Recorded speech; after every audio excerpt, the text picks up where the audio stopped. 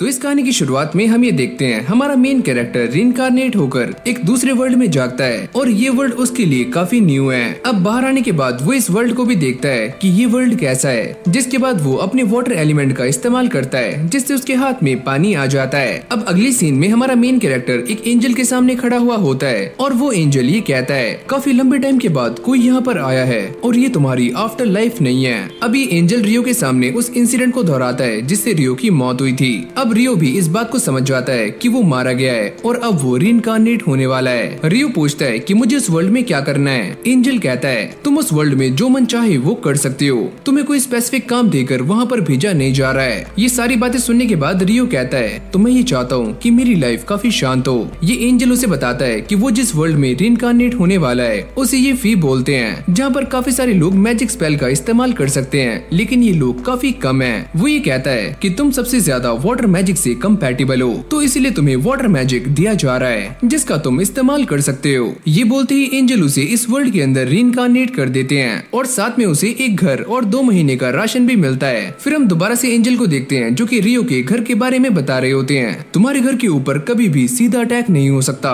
और तुम ऐसा मान सकते हो कि तुम्हारे घर के ऊपर एक बैरियर लगा हुआ है। रियो को भी इस घर के अंदर एक किताब मिल जाती है जिसके अंदर काफी सारे मॉन्स्टर्स के बारे में लिखा होता है और वो ये सोचता है कि मैंने आज से पहले ऐसी लैंग्वेज कभी भी नहीं पढ़ी लेकिन फिर भी मैं इसे काफी आराम से पढ़ पा रहा हूँ। यहाँ पर उसे एक और किताब मिलती है जिससे उसे मैजिक के बारे में पता लगता है और अब वो इसे पढ़ने के बाद बाहर आ जाता है और बाहर आकर अपने वाटर एलिमेंट का इस्तेमाल कर रहा होता है। इस एलिमेंट का इस्तेमाल करने में रियो को बिल्कुल भी दिक्कतें नहीं आती, यहाँ तक कि वो स्पेल को बिना चांट किए इस एलिमेंट का यूज कर रहा होता है। लेकिन अब भी वो इस बात को लेकर काफी परेशान होता है, अगर मैं इंचांटेशन कर पाता तो ये काफी कूल होता। अंदर आने के बाद वो अपने वाटर मैजिक का इस्तेमाल करते हुए बाथ टब को भर रहा होता है और वो ये सोचता है अब मैं इसे गर्म कैसे करूं, जिसके लिए वो बाहर आकर लकड़ियों को घिसना शुरू करता है लेकिन इससे भी कुछ नहीं होता और वो काफी थक जाता है। लेकिन अपने सर के ऊपर सूरज को देखकर उसके दिमाग की बत्ती जल जाती है, जिसके बाद वो अपने सामने रखे हुए पानी के ऊपर आइस मैजिक का इस्तेमाल करने की कोशिश करता है लेकिन ये पानी आइस नहीं बनता।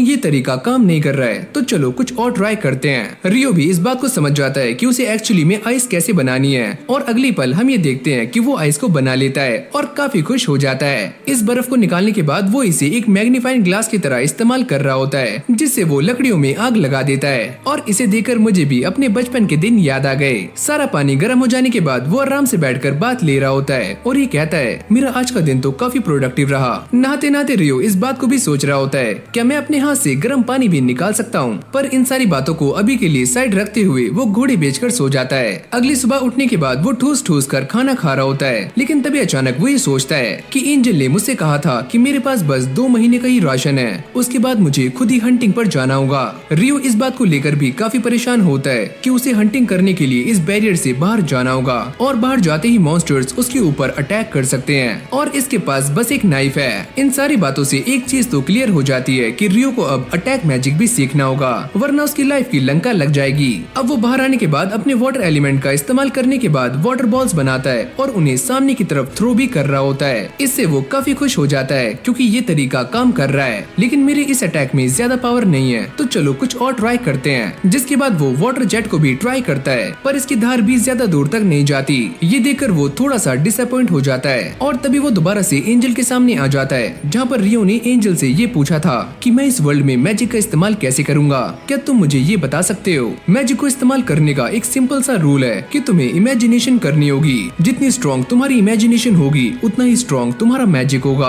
अब काफी ज्यादा ट्रेनिंग करने के बाद रियो का वाटर जेट पहले के मुकाबले काफी स्ट्रॉन्ग हो जाता है और काफी दूर तक भी जा रहा होता है, यहाँ तक कि उसने गर्म पानी भी निकालना सीख लिया है जिसको देखकर उसकी बल्ले बल्ले हो जाती है। अगली सीन में हम ये देखते हैं कि वो आसमान में आइस को भी क्रिएट कर सकता है लेकिन ये प्रोसेस काफी स्लो है। ये आइस मैजिक तो काफी अच्छा है लेकिन मैं ये सोच रहा हूँ एक आइस अटैक बनाऊं। जिसके बाद वो एक आइस क्रिस्टल को फॉर्म करते हुए उसे सामने की तरफ फेंकने का ट्राई करता है लेकिन वो ज्यादा दूर नहीं जाता और पास में ही गिर जाता है। मुझे ऐसा लगता है कि मैंने कोई गलती की है और इसे पानी की तरफ फेंकना थोड़ा सा मुश्किल है। अब उसके दिमाग में अजीब अजीब से ख्याल आने शुरू हो जाते हैं, अगर मैंने फाइट में इसका इस्तेमाल किया तो मेरी मौत पक्की है। लेकिन वो इस चीज से हार मानने वाला नहीं है और वो अपनी मैजिक की काफी प्रैक्टिस कर रहा होता है। अगली सीन में हम ये देखते हैं कि वो अपने सारे के सारे मैजिक को मास्टर कर लेता है। इतनी हार्ड ट्रेनिंग करने के बाद रियो को ऐसा लगता है कि उसका सारा का सारा माना खत्म हो चुका है लेकिन अब भी वो रुकने वाला नहीं है। जिसके बाद हम ये देखते हैं कि वो काफी जल्दी से इस आइस क्रिस्टल को फॉर्म करना सीख जाता है, लेकिन अब भी इसमें काफी कमियां हैं। तो लो भाई, ये बंदा एक जुगाड़ बनाकर हंटिंग करने के लिए अपने बैरियर से काफी दूर आ जाता है। थोड़ी आगे आने के बाद उसे नदी के पास एक क्वार्ट्ज मिल जाता है, जिसे वो पत्थर के साथ रगड़कर आराम से आग जला सकता है। इससे रियो का एक काम तो आसान हो चुका है कि अब उसे सूरज के ऊपर डिपेंड होने की जरूरत नहीं है। अब रियो हर्ब्स इकट्ठे करने के लिए जंगल में आ जाता है, लेकिन तभी अचानक वो ये नोटिस करता है कि उसके सामने एक काफी खतरनाक बोर है, जो कि उसके ऊपर अटैक करने के लिए सामने से आ रहा होता है। ये देखकर रियो की फटनी शुरू हो जाती है और उसे वो वक्त याद आता है कि कैसे उसका ट्रक उनके साथ एक्सीडेंट हुआ था। जैसे ही ये जंगली बोर उसके ऊपर अटैक करता है तो रियो सामने से हट जाता है और वो ये सोचता है कि मैं यहाँ पर कुछ कर सकता हूँ, क्योंकि इस वर्ल्ड में मैजिक एग्जिस्ट करता है। तभी रियो अपने आइस मैजिक का इस्तेमाल करते हुए पूरे के पूरे फ्लोर को जमा देता है और ये जंगली बोर उसके ऊपर फिसल रहा होता है और फिसलते फिसलते सामने की तरफ आ रहा होता है। उसके सामने काफी सारे आइस के कांटे होते हैं जिसमें लगकर वो मारा जाता है। ये सारा काम निपटाने के बाद रियो दोबारा से अपने घर आ जाता है और वो ये सोचता है कि इस वर्ल्ड में जंगली बोर काफी कमजोर होते हैं और एक कमजोर से लड़ने में ही मेरी हालत टाइट हो गई, तो इस वर्ल्ड के खतरनाक मॉन्स्टर्स कैसे होंगे।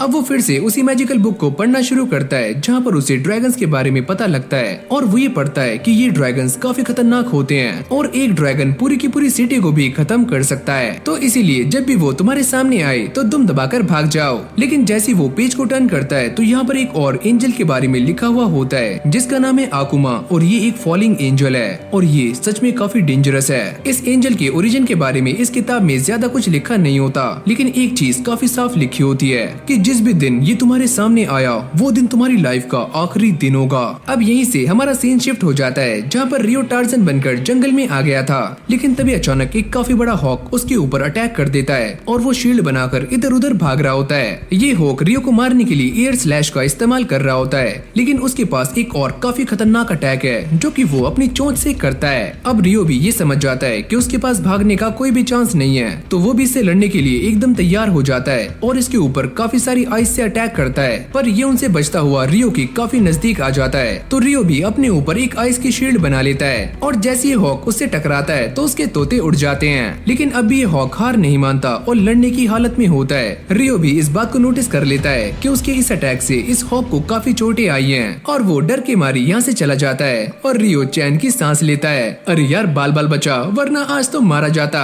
और इस बंदे की पीसफुल लाइफ की अब धीरे धीरे धज्जियां उड़नी शुरू हो जाती हैं, जिसके चक्कर में ये अपने घर का रास्ता भी भूल जाता है और तभी इसके सामने सरकटा आ जाता है, जिसको देखकर इसकी काफी फट जाती है। इस बंदे की लाइफ में ऐसे ही मुश्किलें आती रहती हैं और वो काफी सारे मॉन्स्टर से लड़ने के बाद अपनी एबिलिटी को काफी अच्छे से इस्तेमाल करना सीख जाता है, यहाँ तक कि वो पानी में जाने के बाद एक काफी जॉइंट ऑक्टोपस को भी काफी आराम से हरा देता है। इस बंदे की वाटर जेट की पावर भी पहले के मुकाबले काफी तेज हो चुकी है, जो कि एक पत्थर को भी बीच में से काट सकती है। अगली सीन में रियो इस सरकटे से लड़ने के लिए उसके सामने आ जाता है और वो ये सोचता है कि एंजल ने मुझे जो बुक दी थी उसके अंदर इसका कहीं भी जिक्र नहीं है, तो क्या ये एक मॉन्स्टर है या फिर कुछ और है। जिसके बाद इन दोनों के बीच में फाइट स्टार्ट हो जाती है और ये नाइट रियो को काफी आराम से हरा रहा होता है और उसकी आइस शील्ड को भी बड़ी आराम से तोड़ देता है। हारने के बाद रियो नीचे गिर जाता है और वो ये सोचता है कि मुझे ऐसा नहीं लगता कि मैं इससे कभी भी जीतने वाला हूँ, ये सच में काफी स्ट्रॉन्ग है। रियो हर रात इस जगह पर इसीलिए आता है क्योंकि उसको ऐसा लगता है कि ये नाइट उसकी ट्रेनिंग करवा रहा है, क्योंकि आज तक इस नाइट ने रियो को नुकसान नहीं पहुंचाया और न ही उसे जान से मारा है। अभी सरकटा अपनी स्वॉर्ड को रियो को सौंप देता है और रियो भी ये समझ जाता है कि शायद से ये नाइट ये चाहता है कि मैं इस स्वॉर्ड को मास्टर करूं। जिसके बाद ये सरकटा यहाँ से चला जाता है। फिर हम दोबारा से उसी हॉक को देखते हैं जो कि पहले के मुकाबले काफी इवॉल्व हो चुका है। जब वो रियो के ऊपर अटैक करता है तो वो इसे रोकने के लिए 5 लेयर की शील्ड बना लेता है और इस अटैक को बड़ी आराम से काउंटर कर लेता है, पर ऐसा बस रियो को ही लगता है क्योंकि ये अटैक इतना भी कमजोर नहीं था। इससे रियो की सारी शील्ड्स टूट जाती हैं। अब वो इसके अटैक को रोकने के लिए 10 लेयर की शील्ड का इस्तेमाल करता है, लेकिन वो भी चकनाचूर हो जाती हैं। रियो इसको डिफीट करने की काफी ट्राई कर रहा होता है, लेकिन ये हॉक उसके सारे के सारे अटैक से बड़ी आराम से बच जाता है और अब ये एक काफी जोर से आवाज निकालता है जिससे रियो की पैंट गीली हो जाती है। अब ये हॉक रियो के ऊपर लाइटनिंग का भी अटैक करता है, पर रियो इससे बच जाता है। लेकिन ये फाइट देखते ही देखते काफी इंटेंस हो रही होती है और ये हॉक रियो के ऊपर काफी भारी पड़ रहा होता है। अब ये जैसे ही रियो को मारने के लिए उसके सामने से आता है तो रियो अपनी स्वॉर्ड का इस्तेमाल करके इस हॉक का काम 25 कर देता है और ये हॉक मारा जाता है। लेकिन रियो को इस बात का काफी पछतावा हो रहा होता है कि उसने इस हॉक को जान से मार दिया, जिसके लिए वो इससे माफी भी मांगता है और बाद में अपनी स्वॉर्ड को इसकी बॉडी से बाहर निकाल कर यहाँ से चला जाता है। पर तभी अचानक उसके सामने एक रेड कलर कलर का ड्रैगन आ जाता है। पर रियो ने ऐसा पढ़ा था कि जब ये ड्रैगन उसके सामने आए तो उसे दुम दबाकर भाग जाना है। पर ये ड्रैगन अपनी टेलीपैथी का इस्तेमाल करके रियो से बातें कर रहा होता है और वो भी ये देखकर काफी शॉक्ड हो जाता है कि ये ड्रैगन उससे बात कर सकता है। मैंने काफी टाइम से टेलीपैथी का इस्तेमाल नहीं किया और मुझे तुमसे कुछ पूछना है। क्या तुम किसी ऐसे हॉक से मिले थे जो अभी अभी इवॉल्व हुआ हो? रियो उससे काफी डरते हुए ये कहता है, अरे हाँ मुझे मिला तो था, लेकिन मैंने उसे जान से मार दिया, मुझे माफ करना।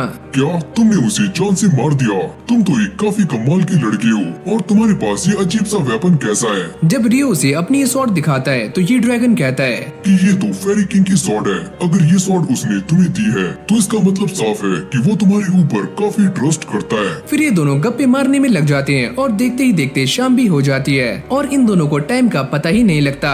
रियो ड्रैगन से ये पूछता है कि तुम्हारा नाम क्या है? वैसे मेरा नाम है लेविन। और ये बोलने के बाद वो ड्रैगन यहाँ से चला जाता है। अभी जो मेरे साथ हुआ ये काफी अजीब था और मुझे ऐसा नहीं लगा था कि मैं इस ड्रैगन से बात कर पाऊंगा। और इससे एक बात तो क्लियर हो गई कि इस फैंटेसी वर्ल्ड में कुछ भी हो सकता है। इस तरफ एंजल रियो के स्टैट्स को चेक कर रहे होते हैं और वो ये देखकर काफी शॉक्ड हो जाते हैं। ये बात तो मैंने नोटिस की ही नहीं कि इस बच्चे के पास एक रियल ट्रेट है, लेकिन ऐसा कैसे हो सकता है? ये आज से पहले बस एक ही बार हुआ है, वो भी 10,000 साल पहले, जब मैंने एक लड़की को दूसरे वर्ल्ड में रीइंकार्नेट किया था। यहाँ पर एंजल जिस हिडन ट्रेट की बात कर रहे हैं उसका नाम है एटर्नल यूथ, यानी कि ये इंसान कभी भी बूढ़ा होने वाला नहीं है। अगली सुबह जब रियो को सी फूड खाने का मन करता है तो वो यहाँ पर आ जाता है, लेकिन तभी अचानक वो ये देखता है कि सामने एक नाव टूटी हुई है और यहाँ पर काफी सारे लोग हैं जो कि मर चुके हैं। पर तभी वो ये नोटिस करता है कि साइड में एक लाल बालों वाला बंदा खांस खांस कर होश में आ जाता है। अब ये बंदा इस बात को याद करता है कि आखिरकार उनके साथ ऐसा कैसे हुआ। वो ये सोचता है कि जब वो सारे अपनी शिप में थे तो उनके ऊपर एक काफी जायंट ऑक्टोपस ने अटैक कर दिया था, जिससे उनकी सारी की सारी शिप टूट गई थी और ये सारे पानी के अंदर बह गए।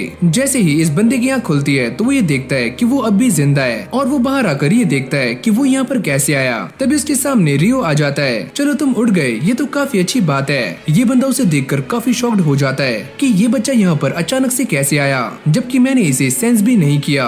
पर ये रियो को इन सारी बातों के बारे में नहीं बताता और वो अपना इंट्रोडक्शन देता है कि मेरा नाम है एबल। रियो से कहता है कि मेरा नाम है रियो और मुझे माफ करना कि तुम ही अकेले बचे हो और मैं बाकी सभी को बचा नहीं पाया। चलो कोई बात नहीं, वैसे भी वो सारे लोग स्मगलर्स थे। अब अंदर आने के बाद ये दोनों खाना खा रहे होते हैं क्योंकि एबल को काफी भूख लग रही थी। वो ये देखता है कि रियो के पास बस एक ही जोड़ी कपड़े हैं। रियो उससे ये कहता है कि मेरे पास ना तो सुई है ना ही धागा, तो मैं अपने लिए कपड़े कैसे बनाऊं? अरे यार एक काम कर, दुकान से जाकर ले आ। लेकिन यहाँ तो आसपास कोई भी दुकान नहीं है, यहाँ तक कि कोई भी इंसान भी नहीं है। मैं यहाँ पर अकेला हूँ, एकदम अकेला। एबल ये बात सुनने के बाद काफी शॉक्ड हो जाता है कि वो यहाँ पर अकेला रहता है। रियो कहता है वैसे मैं एक वाटर मेज हूँ और वो इसे अपनी ताकत का एक नमूना दिखाता है। क्या तुम सच में मैजिक का यूज कर सकते हो? यहाँ तक कि सेंट्रल प्रोविंस में भी आधे से कम लोग मैजिक का यूज करना जानते हैं और मुझे भी इसका इस्तेमाल करना नहीं आता। एबल उसे कहता है कि मुझे तुमसे एक बात कंफर्म करनी है, क्या तुम मुझे वहीं पर लेकर जा सकते हो जहाँ पर हम पहली बार मिले थे? जाते हुए ये दोनों बातें कर रहे होते हैं। एबल उसे कहता है क्या तुम मैजिक करने के लिए डंडे का इस्तेमाल नहीं करते? अरे यार मेरे पास डंडा है ही नहीं। मुझे लगता है मैंने फिर से गलत क्वेश्चन पूछ लिया। अब एबल उसे कहता है कि तुम मेरे पीछे रहो, अगर हमारे सामने कोई भी मॉन्स्टर आता है तो मैं उसे संभाल लूंगा, लेकिन मैं तुम्हें ऐसा करने नहीं दे सकता। मैं भी तुम्हारी हेल्प करूंगा। क्या तुम्हें समझ नहीं आ रहा है? अगर तुम बार बार मेरी हेल्प करोगे तो मेरी रेपुटेशन खराब हो जाएगी। जिसके बाद ये दोनों उसी जगह पर वापस आ जाते हैं, लेकिन यहाँ से बाकी के लोग गायब होते हैं। एबल ये कहता है तुमने मुझे काफी सही टाइम पर बचा लिया, वरना मैं भी मारा जाता। अरे हाँ तुम काफी लकी हो कि मैंने तुम्हें बचा लिया। एबल यहाँ पर कुछ ढूंढने का ट्राई कर रहा होता है, लेकिन उसे वो चीज यहाँ पर नहीं मिलती और वो ये कहता है कि वो चीज मुझे नहीं मिली। रियो उससे कहता है तो अब तुम क्या करोगे? मैं ये सोच रहा हूँ कि मैं दोबारा से लूनिया टाउन चला जाऊँ और अपने दोस्तों को ज्वाइन करूँ। मैं इस बारे में नहीं जानता कि वो टाउन कहाँ पर है, लेकिन मुझे ऐसा लगता है कि उसके लिए तुम्हें नॉर्थ में जाना चाहिए। अब एबल उससे पूछता है क्या तुम भी मेरे साथ चलना चाहोगे? ये तुम्हारे लिए एक जॉब हो सकती है क्योंकि मुझे रास्ता नहीं पता और तुम मेरी हेल्प कर सकते हो। क्यों है ना दोस्त? ये बात सुनने के बाद रियो थोड़ा सा हैरान हो जाता है और थोड़ा सोचने के बाद वो ये कहता है कि हम दोनों दोस्त बन चुके हैं। अरे हाँ हम दोनों दोस्त दोस्त हैं, तो चलो मैं भी तुम्हारे साथ चलूंगा। शाम के टाइम में रियो इन सारी चीजों को बड़ी गौर से देख रहा होता है और वो ये याद करता है कि कैसे वो इस वर्ल्ड में आया और कैसे वो यहाँ पर रहा। जब वो घर में आ जाता है तो वो एबल से कहता है कि मैं किसी को गुड बाय करने के लिए जा रहा हूँ, जो कि मुझे इसी टाइम मिलता है, यानी कि रात में। मुझे तो ऐसा लगा था कि इसका यहाँ पर कोई भी जानने वाला नहीं है, लेकिन चलो मैं इस मामले में इंटरफियर नहीं करता हूँ। अब रियो उस नाइट के पास आ जाता है और उसे शुक्रिया अदा कर रहा होता है कि तुमने मेरी काफी हेल्प की और तुम्हारी वजह से ही मैं यहाँ पर सरवाइव कर पाया और मैं कुछ टाइम के लिए यहाँ से जा रहा हूँ और आज ये हमारी लास्ट बैटल होने वाली है, तो मैं अपनी पूरी जान लगा दूंगा। फिर इन दोनों के बीच में फाइट स्टार्ट हो जाती है जहाँ पर रियो हार जाता है और जब ये नाइट यहाँ से जा रहा होता है तो रियो उससे कहता है तुम्हारा शुक्रिया जो भी तुमने मेरे लिए किया। लेकिन जाने से पहले ये नाइट रियो को गिफ्ट के तौर पर एक कोट देता है और यहाँ से चला जाता है। मैं इस कोट को काफी प्राउडली पहनूंगा। अब ये दोनों भी यहाँ से जाने के लिए रेडी हो जाते हैं और रियो ने भी इस कोट को पहन लिया है। अब वो आखिरी बार अपने घर को देखता है और अपनी पुरानी यादों को ताजा करता है। पर जब ये दोनों यहाँ से जा रहे होते हैं तो उनके सामने एक काफी खतरनाक जंगली बोर आ जाता है और एबल अपनी कॉम्बैट स्किल का इस्तेमाल करके इस बोर को एक ही झटके में खत्म कर देता है। ओ अच्छा, तो ये एक कॉम्बैट स्किल है, पर ये होती क्या है? ये कुछ ऐसी टेक्निक्स होती हैं जिन्हें स्वॉर्ड्समैन और बाकी लोग इस्तेमाल करते हैं फाइट करने के लिए, लेकिन तुम एक मैजिशियन हो तो तुम्हें इसके बारे में पता नहीं होगा। जिसके बाद ये अपनी जर्नी को दोबारा से कंटिन्यू करते हैं, लेकिन इस बार इनके सामने लिजर्ड मॉन्स्टर्स आ जाते हैं। एबल मना करता है कि हमें इनसे फाइट नहीं करनी, ये काफी खतरनाक है और हम दोनों मारी जा सकते हैं। पर रियो एक वाटर मेज है तो वो ये समझ जाता है कि काफी सारे लिजर्ड्स पानी के रास्ते उनकी तरफ काफी तेजी से बढ़ रहे हैं। ये सुनने के बाद एबल भी चौकन्ना हो जाता है। वो लिजर्ड मॉन्स्टर्स काफी सारे हैं तो मुझे ऐसा लगता है कि मुझे अपने मैजिक का भी इस्तेमाल करना होगा। और अगले पल हम ये देखते हैं कि रियो अपने मैजिक का इस्तेमाल करके इन सारे के सारे लिजर्ड मॉन्स्टर्स को बड़ी आराम से हरा देता है। एबल ये देखकर काफी चौंक जाता है। तुमने अपनी छड़ी का इस्तेमाल नहीं किया और न ही किसी स्पेल को बोला, तो तुमने ये किया कैसे?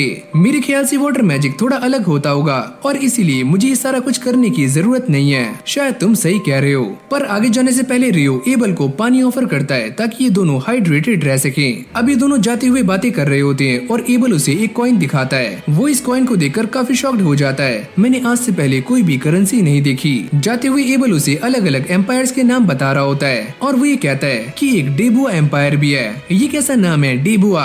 अब खुले मैदान में आने के बाद इन दोनों के ऊपर पत्थरों से अटैक होता है, पर ये दोनों ही काफी तेज होते हैं और इन अटैक्स को रोक लेते हैं। पर तभी इनके आसपास काफी सारे पत्थर आने शुरू हो जाते हैं। एबल ही कहता है मुझे ऐसा लगता है कि हम गलती से रॉक गोलम के नेस्ट में आ चुके हैं। रियो कहता है क्या ये सामने ये भी एक रॉक गोलम है? एबल इन सभी को रोकने के लिए अपनी कॉम्बैट स्किल का इस्तेमाल करता है और एक गोलम के अंदर छेद कर देता है, लेकिन वो काफी जल्दी रीजनरेट कर रहा होता है। रियो उसे ये कहता है मेरे पास एक अटैक है, क्या मैं उसे यूज कर सकता हूँ? अगले पल वो अपने मैजिक का इस्तेमाल करके 10 लेयर की आइस बॉल इस गोलम के ऊपर गिरा देता है, जिससे वो इसके नीचे दब जाता है। एबल भी ये देखकर काफी चौंक जाता है कि तुमने ये कैसे किया और ये क्या था? जिसके बाद ये सारे रॉक गोलम्स को हरा देते हैं। तभी एबल इस रॉक गोलम की मैजिक स्टोन को नोटिस करता है, जो कि काफी बड़ा है और काफी कलरफुल भी। मुझे ऐसा लगता है कि इसने आज से पहले काफी सारे मॉन्स्टर्स को हराया है। इस मैजिक स्टोन को निकालने के बाद ये दोनों आगे बढ़ जाते हैं और वो ये देखते हैं कि उनके सामने एक काफी बड़ा हिप्पो है, जो कि एक बेहेमोथ है। तभी यहाँ पर वाइवर्न का एक काफी बड़ा झुंड आ जाता है, जो कि इस बेहेमोथ के ऊपर अटैक कर रहे होते हैं। एबल ही कहता है इस फाइट का कंक्लूजन एकदम साफ है कि ये बेहेमोथ हारने वाला है, लेकिन रियो मना करता है कि मुझे ऐसा नहीं लगता। अब ये हिप्पो काफी गुस्से में आकर इन सारे के सारे वाइवर्न्स को मारना शुरू कर देता है और जोर से दहाड़ता है, जिससे कि ये सारे के सारे वाइवर्न्स नीचे गिर जाते हैं। देखा, मैंने तुमसे कहा था कि यही जीतने वाला है। फिर हमें रात का सीन दिखाया जाता है जहाँ पर ये दोनों बैठकर कैंप फायर कर रहे होते हैं। एबल रियो को डंजन्स के बारे में बता रहा होता है और वो ये कहता है कि सच में इस वर्ल्ड में डंजन भी एग्जिस्ट करते हैं और मैं भी डंजन में एक बार जरूर जाना चाहता हूँ। वैसे हम जिस टाउन में जा रहे हैं वहाँ पर भी एक काफी बड़ी डंजन है, लेकिन तुमने ये बात मुझे पहले क्यों नहीं बताई? तुमने मुझसे काफी कुछ छुपाया है। अरे नहीं, ऐसा कुछ भी नहीं है, लेकिन तुम एल्फ और डॉर्स के बारे में तो जानते ही होंगे, लेकिन भाई रियो इनके बारे में भी कुछ नहीं जानता। एबल उसे सारा कुछ समझाता है कि डॉर्स कैसे होते हैं और एल्फ्स क्या हैं, जिसके बाद ये दोनों दोबारा से अपनी जर्नी को कंटिन्यू करते हैं। जाते हुए रियो ये कहता है कि इन माउंटेन्स को पार करने के बाद हम ह्यूमन टेरिटरी में पहुंच जाएंगे, लेकिन तुम ये सारा कुछ कैसे जानते हो? रियो उन सारी बातों को याद करता है जो कि ड्रैगन ने उससे की थी और ड्रैगन ने ही उसे ये सारा कुछ बताया था, पर रियो इसके बारे में एबल से कुछ भी नहीं कहता। और जब ये दोनों आगे जा रहे होते हैं तभी उनके सामने एक काफी खतरनाक मॉन्स्टर आ जाता है, जिसको देखकर इन दोनों की ही चड्डी टाइट हो जाती है। एबल को समझ नहीं आता कि अब वो क्या करे, क्योंकि ये एक काफी खतरनाक ग्रिफिन है। अब ये दोनों एक साथ आसमान में मीट के टुकड़ों को उछालते हैं और ये ग्रिफिन उन्हें लेकर यहाँ से चला जाता है और इन दोनों की जान बच जाती है। आगे जाते हुए ये दोनों उसी ग्रिफिन के बारे में बात कर रहे होते हैं। एबल ही कहता है कि उसने तो मुझे सच में डरा दिया था, मुझे भी ऐसा ही लगता है, अगर हम उससे फाइट करते तो हम दोनों जिंदा नहीं बचते। एबल ही बताता है कि आज तक कोई भी ऐसा नहीं बना जो कि बेहेमोथ और ग्रिफिन से पंगे ले सके और शायद ये बड़े बड़े पहाड़ ही इन मॉन्स्टर्स को ह्यूमन से दूर रखते हैं। जैसे ये दोनों आगे जाते हैं तो इनके सामने काफी सारे वाइवर्न्स होते हैं जो अपने शिकार को खा रहे होते हैं। रियो एबल से पूछता है कि हमें इनसे फाइट करनी चाहिए, ये हम दोनों के मुकाबले में काफी ज्यादा हैं और यहाँ तक कि काफी स्किल्ड एडवेंचरर्स भी इन्हें हरा नहीं पाते। लेकिन आगे जाते हुए हमारे रास्ते में काफी सारे वाइवर्न्स आने वाले हैं, तो कभी न कभी तो हमें इनका सामना करना होगा। ये बोलते ही रियो उनसे लड़ने के लिए सामने पहुँच जाता है और वो अपने मैजिक का इस्तेमाल करके इन सारे के सारे वाइवर्न के पंखों को यहीं पर स्टक कर देता है, जिससे कि वो उड़ नहीं पाते। एबल अपनी कॉम्बैट स्किल का यूज करके इन सारे के सारे वाइवर्न्स को हरा देता है, पर तभी यहाँ पर और भी वाइवर्न्स आ जाते हैं, लेकिन ये दोनों मिलकर उन सभी को ठिकाने लगा देते हैं। जब एबल वाइवर्न्स के मैजिक स्टोन को बाहर निकाल रहा होता है तो वो ये कहता है कि मैंने ये कभी नहीं सोचा था कि इनसे फाइट करना इतना आसान होगा। इन सारे के सारे वाइवर्न्स को हराने के बाद वो माउंटेन्स को भी क्रॉस कर लेते हैं और ह्यूमन टेरिटरी के काफी करीब होते हैं और ये उसके कितने पास हैं ये तो इनकी स्माइल से ही पता लग जाता है। अब थोड़ी दूर आगे चलने के बाद इन दोनों को एक सड़क दिखती है और एबल ये समझ जाता है कि ये दोनों कहाँ पर हैं और वो ये कहता है कि थोड़ी आगे चलने के बाद हम फाइनली टाउन तक पहुँच जाएंगे। जिसके बाद ये दोनों टाउन के एक रेस्टोरेंट में आ जाते हैं। एबल उससे कहता है क्यों ना तुम भी एक एडवेंचरर बन जाओ जिससे तुम्हें टाउन में जाने के पैसे नहीं देने होंगे, क्योंकि इस टाउन में आने के लिए एबल ने रियो के पैसे दिए होते हैं। और वो ये कहता है और मॉन्स्टर से जो हमें मैजिक स्टोन्स मिलते हैं उन्हें एडवेंचरर सीधा गिल्ड में बेच सकते हैं और काफी मोटा पैसा कमा सकते हैं। साथ ही में वो ये भी क्लियर करता है कि जो एडवेंचरर गिल्ड में रजिस्टर नहीं होता वो मैजिक स्टोन को बेच नहीं सकता। तभी इन दोनों के सामने गर्मा गर्म खाना आ जाता है और रियो भी इस खाने को फटाक से चट कर जाता है। अब कुछ टाइम यहाँ पर बिताने के बाद ये दोनों लूनिया टाउन के लिए निकल जाते हैं और थोड़ा सफर तय करने के बाद ये फाइनली उस टाउन में पहुँच जाते हैं। ये गार्ड एबल को देखकर काफी खुश होता है। हमें ऐसा लगा था कि आप खो गए हो।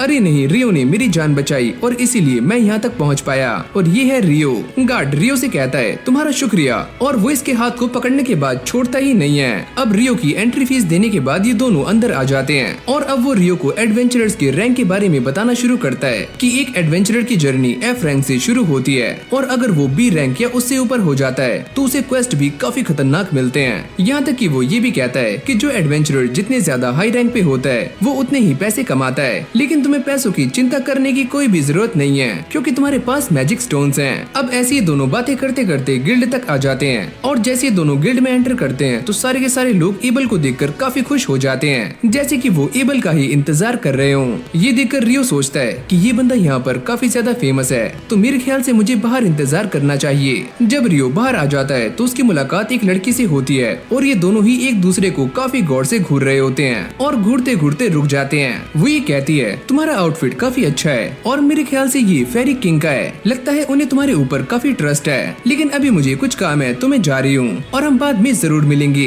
लेकिन इस बंदे की आंखें फटी की फटी रह जाती हैं कि अभी उसके साथ क्या हुआ। अरे रियो अंदर आ जाओ। एबल उसे लेकर अंदर आ जाता है और सभी के सामने उसे इंट्रोड्यूस कर रहा होता है। इसका नाम है रियो और ये भी एक एडवेंचरर बनना चाहता है, तो तुम सारे इसका अच्छे से ख्याल रखना। अभी सारे उसे घेर कर खड़े हो जाते हैं और रियो को थैंक्स कर रहे होते हैं और रियो भी ये सारा कुछ देखकर काफी खुश हो जाता है। अब वो इसे लेकर नीना के पास आ जाता है जो कि यहाँ के रिसेप्शनिस्ट है और वो ये कहता है कि मैं इसे एंडोर्स कर रहा हूँ और इसे D रैंक मिलना चाहिए। ये सुनने के बाद नीना थोड़ी शॉक्ड हो जाती है और वो ये कहती है लेकिन तुम्हें ये प्रूफ करने के लिए फिजिकल स्ट्रेंथ का टेस्ट देना होगा। मैं इस बारे में गिल्ड मास्टर से बात करना चाहता हूँ और नीना उन्हें बुलाने के लिए यहाँ से चली जाती है। जब ये दोनों मीटिंग रूम में वेट कर रहे होते हैं तो गिल्ड मास्टर ह्यूग यहाँ पर आ जाते हैं। वो एबल को देखकर काफी खुश होते हैं। एबल उनसे कहता है इस बच्चे का नाम है रियो और इसी ने मेरी जान बचाई है। मेरा नाम है ह्यूग मैगलास और मैं यहाँ का गिल्ड मास्टर हूँ और एबल की जान बचाने के लिए तुम्हारा शुक्रिया। एबल ये कहता है कि मैं इस बच्चे को एंडोर्स कर रहा हूँ और मैं ये चाहता हूँ कि इसका रैंक बढ़ जाए। ऐसा हो तो सकता है अगर ये बच्चा अपनी फिजिकल स्ट्रेंथ प्रूफ कर दे।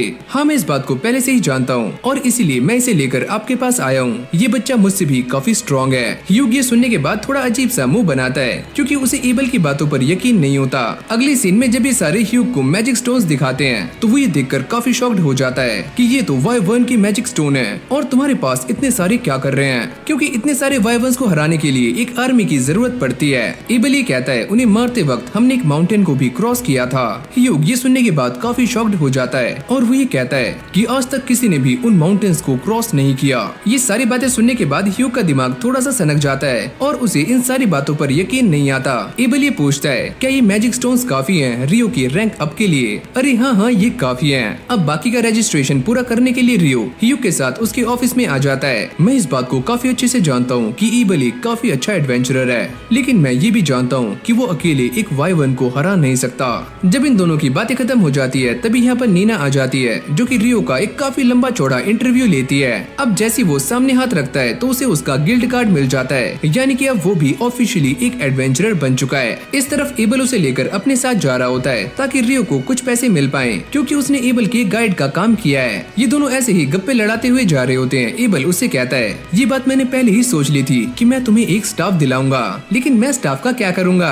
अरे बेटा, हैरी पॉटर बनकर मैजिक करना। वैसे मुझे स्टाफ की नीड नहीं है, मैं ऐसे ही मैजिक कर सकता हूँ और पास की फाइट में मैं स्वॉर्ड का इस्तेमाल करता हूँ। ये बात सुनने के बाद एबल थोड़ा सा हैरान हो जाता है और वो ये कहता है, क्या तुम सच में स्वॉर्ड का इस्तेमाल करते हो? लेकिन तुम्हारे पास तो कोई भी स्वॉर्ड नहीं है। रियो उसे अपनी स्वॉर्ड दिखाता है, पर एबल को ऐसा लगता है कि ये एक छोटा सा चाकू है, यानी कि एक डैगर। अब एबल से बात करते करते रियो को इस वर्ल्ड के बारे में काफी कुछ पता लग जाता है कि यहाँ पर भी लोगों ने दिन को घंटों के हिसाब से डिवाइड किया हुआ है, यानी कि एक वीक में यहाँ पर 7 दिन है और महीने में 30 दिन, और यहाँ तक कि ये कपड़ों को भी सेंटीमीटर में मेजर करते हैं। वो ये सोचता है यहाँ पर ऐसा खाना भी मिल जाता है जैसे कि मेरे वर्ल्ड में मिला करता था। अब इन सारी बातों पर गौर देने के बाद रियो को ऐसा लगता है कि शायद से मेरे वर्ल्ड से यहाँ पर पहले भी कोई आ चुका है, जिस वजह से इस वर्ल्ड और मेरे वर्ल्ड में काफी सारी सिमिलैरिटीज हैं। इस तरफ ये सारे के सारे लोग एबल के वापस आने की खुशी में पार्टी कर रहे होते हैं। नीना उसे लेकर उसके रूम में आ जाती है, जहाँ पर रियो को उसके न्यू 2 रूममेट्स भी मिलते हैं। अब ये सारे एक दूसरे को इंट्रोड्यूस कर रहे होते हैं। तभी नीना यहाँ पर एक और एडवेंचरर को लेकर आ जाती है, जो कि अब से इनका रूममेट है, यानी कि अब ये 4 हो चुके हैं। अब यहीं से हमारा सीन शिफ्ट हो जाता है, जहाँ पर हम ये देखते हैं कि क्रिम्सन पार्टी के सारे लोग रियो को लेकर ही बातें कर रहे होते हैं, क्योंकि एबल ने उन्हें रियो के बारे में सारा कुछ बता दिया है और उन्हें इन बातों पर यकीन नहीं होता कि वाटर एलिमेंट इतना स्ट्रॉन्ग कैसे हो सकता है। अगर एबल की बातें सही हैं, तो यहाँ पर सिर्फ एक ही इंसान है जो कि रियो के लेवल का मैजिक कर सकता है, और उसका नाम है इन्फर्नो मैजिशियन। अब एबल ये बताता है, इन्फर्नो मैजिशियन के बारे में ये कहा जाता है कि वो अपने मैजिक से एक पूरी की पूरी आर्मी को तबाह कर सकता है, यहाँ तक कि वाई-1s को भी एक ही झटके में खत्म कर सकता है और पूरे टाउन का नक्शा मैप में से गायब कर सकता है। तो इसीलिए रियो को उस बंदे के साथ कंपेयर करना बिल्कुल भी सही नहीं है। इसी पार्टी की एक मेंबर जिसका नाम है रिया, वो ये कहती है, अगर तुमने रियो के बारे में जैसा बताया है, अगर वो सारा कुछ सच है तो सच में वो बच्चा काफी स्ट्रॉन्ग है और काफी पावरफुल भी। लिन इस बात को लेकर काफी चिंता में होती है, अगर रियो गलती से डेबुया एम्पायर के साथ मिल गया तो ये हमारे लिए काफी बड़ी चिंता की बात हो सकती है। अरे यार तुम चिल करो, उस बच्चे को डेबुया एम्पायर का नाम ही पसंद नहीं है। ये बात सुनने के बाद सारे लोग हैरान हो जाते हैं, क्योंकि इस बात में कोई भी सेंस नजर नहीं आता।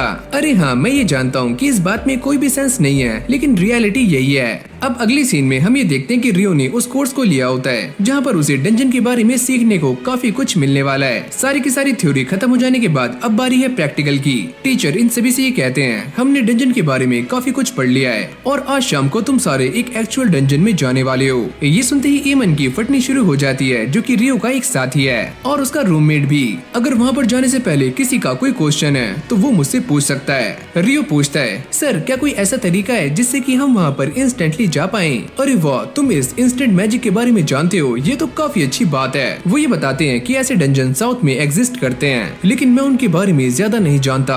एमन की भी अब सनक जाती है और वो रियो से पूछता है कि तुम इंस्टेंट ट्रेवल के बारे में कैसे जानते हो। अब शाम में सारे उस डंजन के सामने आ जाते हैं और ये डंजन पूरे शहर के बीचों बीच है। मैं तुम्हें इस बारे में पहले ही बता चुका हूँ कि इस डंजन के अंदर मॉन्स्टर्स की तादाद हर साल काफी तेजी से बढ़ रही है। अब साथ ही में वो ये कहते हैं कि यहाँ पर एक डबल सिक्योरिटी भी लगाई गई है ताकि ये मॉन्स्टर्स टाउन के अंदर घुस ना पाएं। रियो ये समझ जाता है कि टाउन के बाहर जो वॉल है वो हमें भारी खतरों से बचा रही है और ये यहाँ पर मॉन्स्टर से। और बच्चों इस बारे में चिंता मत करो, ग्रेट टाइटल वॉर दोबारा से होने नहीं वाली और वैसे भी वो काफी सालों में होती है। अब ये सारे गिल्ड ऑफिस के सामने आ जाते हैं, जहाँ पर इन सभी का नाम और टाइमिंग नोट होती है। जब ये सारे इसके अंदर जा रहे होते हैं तो एमन की फटनी शुरू हो जाती है। रियो उससे कहता है, अरे यार थोड़ी शांत हो जाओ। अंदर आते ही टीचर उन सभी से कहते हैं कि मैंने तुम्हें पहले ही बता दिया है कि इस डंजन की पहली लेयर में तुम्हें काफी खतरनाक मॉन्स्टर्स नहीं मिलेंगे, तो तुम खुद ही जाकर एक्सप्लोर कर सकते हो। और हाँ, गेट के पास ही रहना। जब रियो और एमन आगे जा रहे होते हैं तभी अचानक रियो एक चीज को सेंस करता है और वो ये कहता है कि हमारे सामने एक मॉन्स्टर है और मैं उसे फ्रीज कर दूंगा और एमोन तुम उसे जान से मार देना। तभी ये मॉन्स्टर उनके सामने आ जाता है जिसका नाम है सोल्जर एंट, जिसके बारे में उस मैजिकल बुक के अंदर भी लिखा हुआ था। और इसे मारने का बेस्ट तरीका ये है कि उसकी गर्दन पर अटैक किया जाए। फिर रियो अपनी मैजिक का इस्तेमाल करके इस मॉन्स्टर को जमा देता है और एमोन अपनी स्वॉर्ड का इस्तेमाल करके इसका काम 25 कर देता है। अरे वाह, तुमने तो काफी अच्छा काम किया एमोन। जिसके बाद ये दोनों मिलकर उसके मैजिक स्टोन को बाहर निकाल लेते हैं। एमोन ही कहता है कि ये सारा कुछ अलाउड है। अरे हाँ, इसे बेचकर ही तो हम पैसा कमाने वाले हैं क्योंकि हम एडवेंचरर्स हैं। जिसके बाद हमारा सीन शिफ्ट हो जाता है और ये सारे वापस आ जाते हैं और वापस आने के बाद पार्टी कर रहे होते हैं। ईटो ये कहता है, अरे वाह, तुमने पहले ही मिशन में सोल्जर आंट को हरा दिया, ये तो काफी कमाल की बात है। लेकिन यहाँ पर ये दोनों एक दूसरे को ही क्रेडिट दे रहे होते हैं। निल्स ये कहता है, चलो कोई बात नहीं, आखिरकार तुमने ये कर तो दिखाया, और कल तुम क्या करोगे। जिसके बाद ये दोनों डिसाइड करते हैं कि वो दोबारा से उस डंजन में जाने वाले हैं और इस बार तो 3rd लेयर तक। पर रियो इस बात को लेकर थोड़ा सा पैनिक होता है कि वो आंट मॉन्स्टर पहली लेयर में क्या कर रहा था। लेकिन इन सभी को ही ये सारी बातें पल्ले नहीं पड़ रही होती। तभी यहाँ पर एबल आ जाता है और वो ये कहता है कि वो आंट मॉन्स्टर गड्ढा खोदकर यहाँ पर आ सकती है, बस इसीलिए। फिर एबल इन सभी के सामने अपने आप को इंट्रोड्यूस करता है और वो ये कहता है कि मेरा नाम है एबल, लेकिन ये सारे लोग उसे पहले से ही जानते हैं। तभी निल्स कहता है कि मैं भी एक स्वॉर्ड मास्टर हूँ, लेकिन मेरी स्किल्स काफी कमजोर है, क्या आप मुझसे एक बार हाथ मिला सकते हो। और एबल उससे हाथ मिला लेता है, जिससे निल्स काफी खुश हो जाता है। तुम बस अच्छे से काम करना और सबसे पहले अपनी सेफ्टी का ध्यान रखना।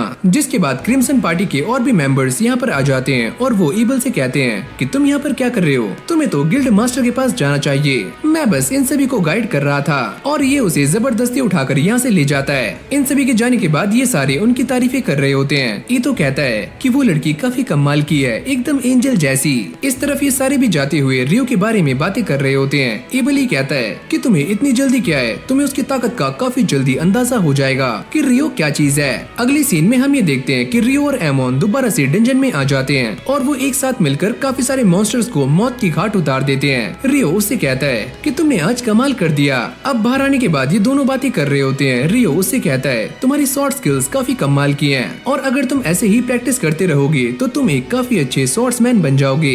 एमन उससे कहता है कि मुझे भी ऐसा ही लगा था कि तुम बस एक मैजिशियन हो, लेकिन तुम्हारी भी स्वॉर्ड स्किल काफी अच्छी है। हाँ, मेरे भी एक मास्टर थे जिन्होंने मुझे स्वॉर्ड चलाना सिखाया था। अब रियो एमन को एक एडवाइस देता है कि तुम्हारी स्वॉर्ड स्किल्स तो काफी अच्छी हैं, लेकिन तुम्हें सुबह उठकर प्रैक्टिस करनी चाहिए, क्योंकि मैंने ऐसा देखा है तुम काफी जल्दी थक जाते हो। और हाँ, एबल भी सुबह उठकर रोज प्रैक्टिस करता है, जिससे उसकी स्वॉर्ड स्किल्स काफी अच्छी हैं। अब अगले सीन में रियो एक लाइब्रेरी में आ जाता है। तभी उसके पास एक लड़की आती है और वो ये कहती है अगर तुम एल्केमी के बारे में पढ़ना चाहते हो तो यहाँ से शुरुआत करो। अब रियो एक किताब को उठाकर उसे पढ़ना शुरू करता है और वो ये कहता है कि यहाँ पर तो काफी सारी बुक्स हैं, तो मैं कहाँ से शुरुआत करूँ। जिसके बाद वो बाहर आ जाता है, लेकिन तभी अचानक हम ये देखते हैं कि सूर्य ग्रहण लग जाता है। रियो भी इस चीज को देखकर पैनिक हो जाता है और आसपास के सारे लोग गायब होने शुरू हो जाते हैं। अगली पल उसके ऊपर एक फायर अटैक होता है, पर रियो भी अपनी आई शील्ड बनाकर उससे बच जाता है। लेकिन वो ये बात सोचकर काफी हैरान था कि ये अटैक किसने किया है। जिसने भी ये अटैक किया है वो काफी पावरफुल है। अगली पल वो लड़की उसके सामने आ जाती है और वो ये कहती है कि तुम कैसे जिंदा बच गए, चलो मैं तुम्हें भी जान से मार देती हूँ। रियो को ऐसा लगता है कहीं ये आकुमा तो नहीं है, अगर ये आकुमा हुई तो मेरी बैंड बजने वाली है। ये देखकर रियो यहाँ से भागता है, पर ये लड़की उसके ऊपर फायर मैजिक से अटैक कर देती है। रियो इसको रोकने की काफी ट्राई करता है, लेकिन ये अटैक काफी दमदार था। अब ये अटैक सीधे जाकर रियो के कोट पर लगता है और रियो को इससे कुछ भी नहीं होता। ये लड़की इस बात को देखकर काफी चौंक जाती है कि ये तो फेरी किंग का कोट है, अगर ये तुम्हारे पास है तो तुम्हें हराना इतना भी आसान नहीं होगा। लगता है मुझे अपनी स्वॉर्ड का ही इस्तेमाल करना होगा। अब ये दोनों ही अपनी स्वॉर्ड्स निकालकर एक दूसरे से फाइट करना शुरू कर देते हैं और एक दूसरे को काफी कड़ी टक्कर दे रहे होते हैं। अब ये लड़की पीछे होकर रियो के ऊपर अटैक करने का ट्राई करती है, पर रियो इससे बाल बाल बच जाता है और वो भी अपने मैजिक का इस्तेमाल करके इसके ऊपर काफी सारे आइस से अटैक करता है। पर इस लड़की की स्पीड के सामने ये अटैक भी फीका पड़ जाता है। रियो को ये बात समझ नहीं आ रही होती कि वो इन अटैक से डॉज कैसे कर रही है। वो ये सोचता है कहीं ये विंड मैजिक का इस्तेमाल तो नहीं कर रही है। तभी अचानक से वो रियो के पास आकर उस पर ताबड़तोड़ अटैक्स करना शुरू करती है, लेकिन इस बार वो उसका कुछ भी बिगाड़ नहीं पाती। रियो भी इस बात को समझ जाता है अगर मैं ऐसे ही इसके सामने डटा रहा तो ये मुझे हरा नहीं सकती। अब ये लड़की गुस्से में आकर रियो के ऊपर फायर अटैक करने वाली होती है, पर रियो भी अपने मैजिक का इस्तेमाल करके उसके इस अटैक को रोक लेता है, जिसको देखकर इसकी सुलगनी शुरू हो जाती है। आखिरकार तुम हो कौन और तुम इतनी जल्दी कास्टिंग कैसे कर रहे हो? अगर तुम एक मॉन्स्टर हो तो मुझे तुम्हें जान से मारना होगा। जिसके बाद इन दोनों की फाइट दोबारा से शुरू हो जाती है, लेकिन इस बार ये फाइट देखते ही देखते देखते काफी इंटेंस हो रही होती है। रियो उसके ऊपर अपने आइस मैजिक से अटैक करता है, लेकिन इस बार वो अपने फायर मैजिक के आगे सारी की सारी आइस को पिघला देती है। तभी वो अपने सामने एक शील्ड को क्रिएट करती है ताकि वो रियो के अटैक से बच पाए, लेकिन रियो उसके ऊपर से अटैक करता है जिससे वो इंजर्ड भी हो जाती है। चलो फिर इस फाइट को यहीं पर खत्म करते हैं और वो इसे मारने के लिए आगे आ रहा होता है, लेकिन ये लड़की उसके अटैक को बड़ी आराम से रोक लेती है और साथ में अपनी चोट को भी बड़ी जल्दी हील कर लेती है। अब वो रियो को काफी दूर फेंक कर मारती है और उसको ऐसा लगता है कि वो इस फाइट को जीत चुकी है। पर अगली पल हम ये देखते हैं कि उसके ऊपर रेन होनी शुरू हो जाती है और जैसे ही ये बारिश की बूंदें उसके ऊपर गिरती हैं, तब ये बात सामने आती है कि ये एक एसिड रेन है। अब रियो भी उससे लड़ने के लिए दोबारा से खड़ा हो जाता है, लेकिन जैसे ही ये सूर्य ग्रहण हटता है वो लड़की रियो से कहती है, मुझे माफ करना, मेरे जाने का टाइम हो चुका है, चुपचाप यहाँ से निकल जाओ वरना मैं तुम्हें जान से मार दूंगा। लेकिन वो जाने से पहले अपने आप को इंट्रोड्यूस करती है और वो ये कहती है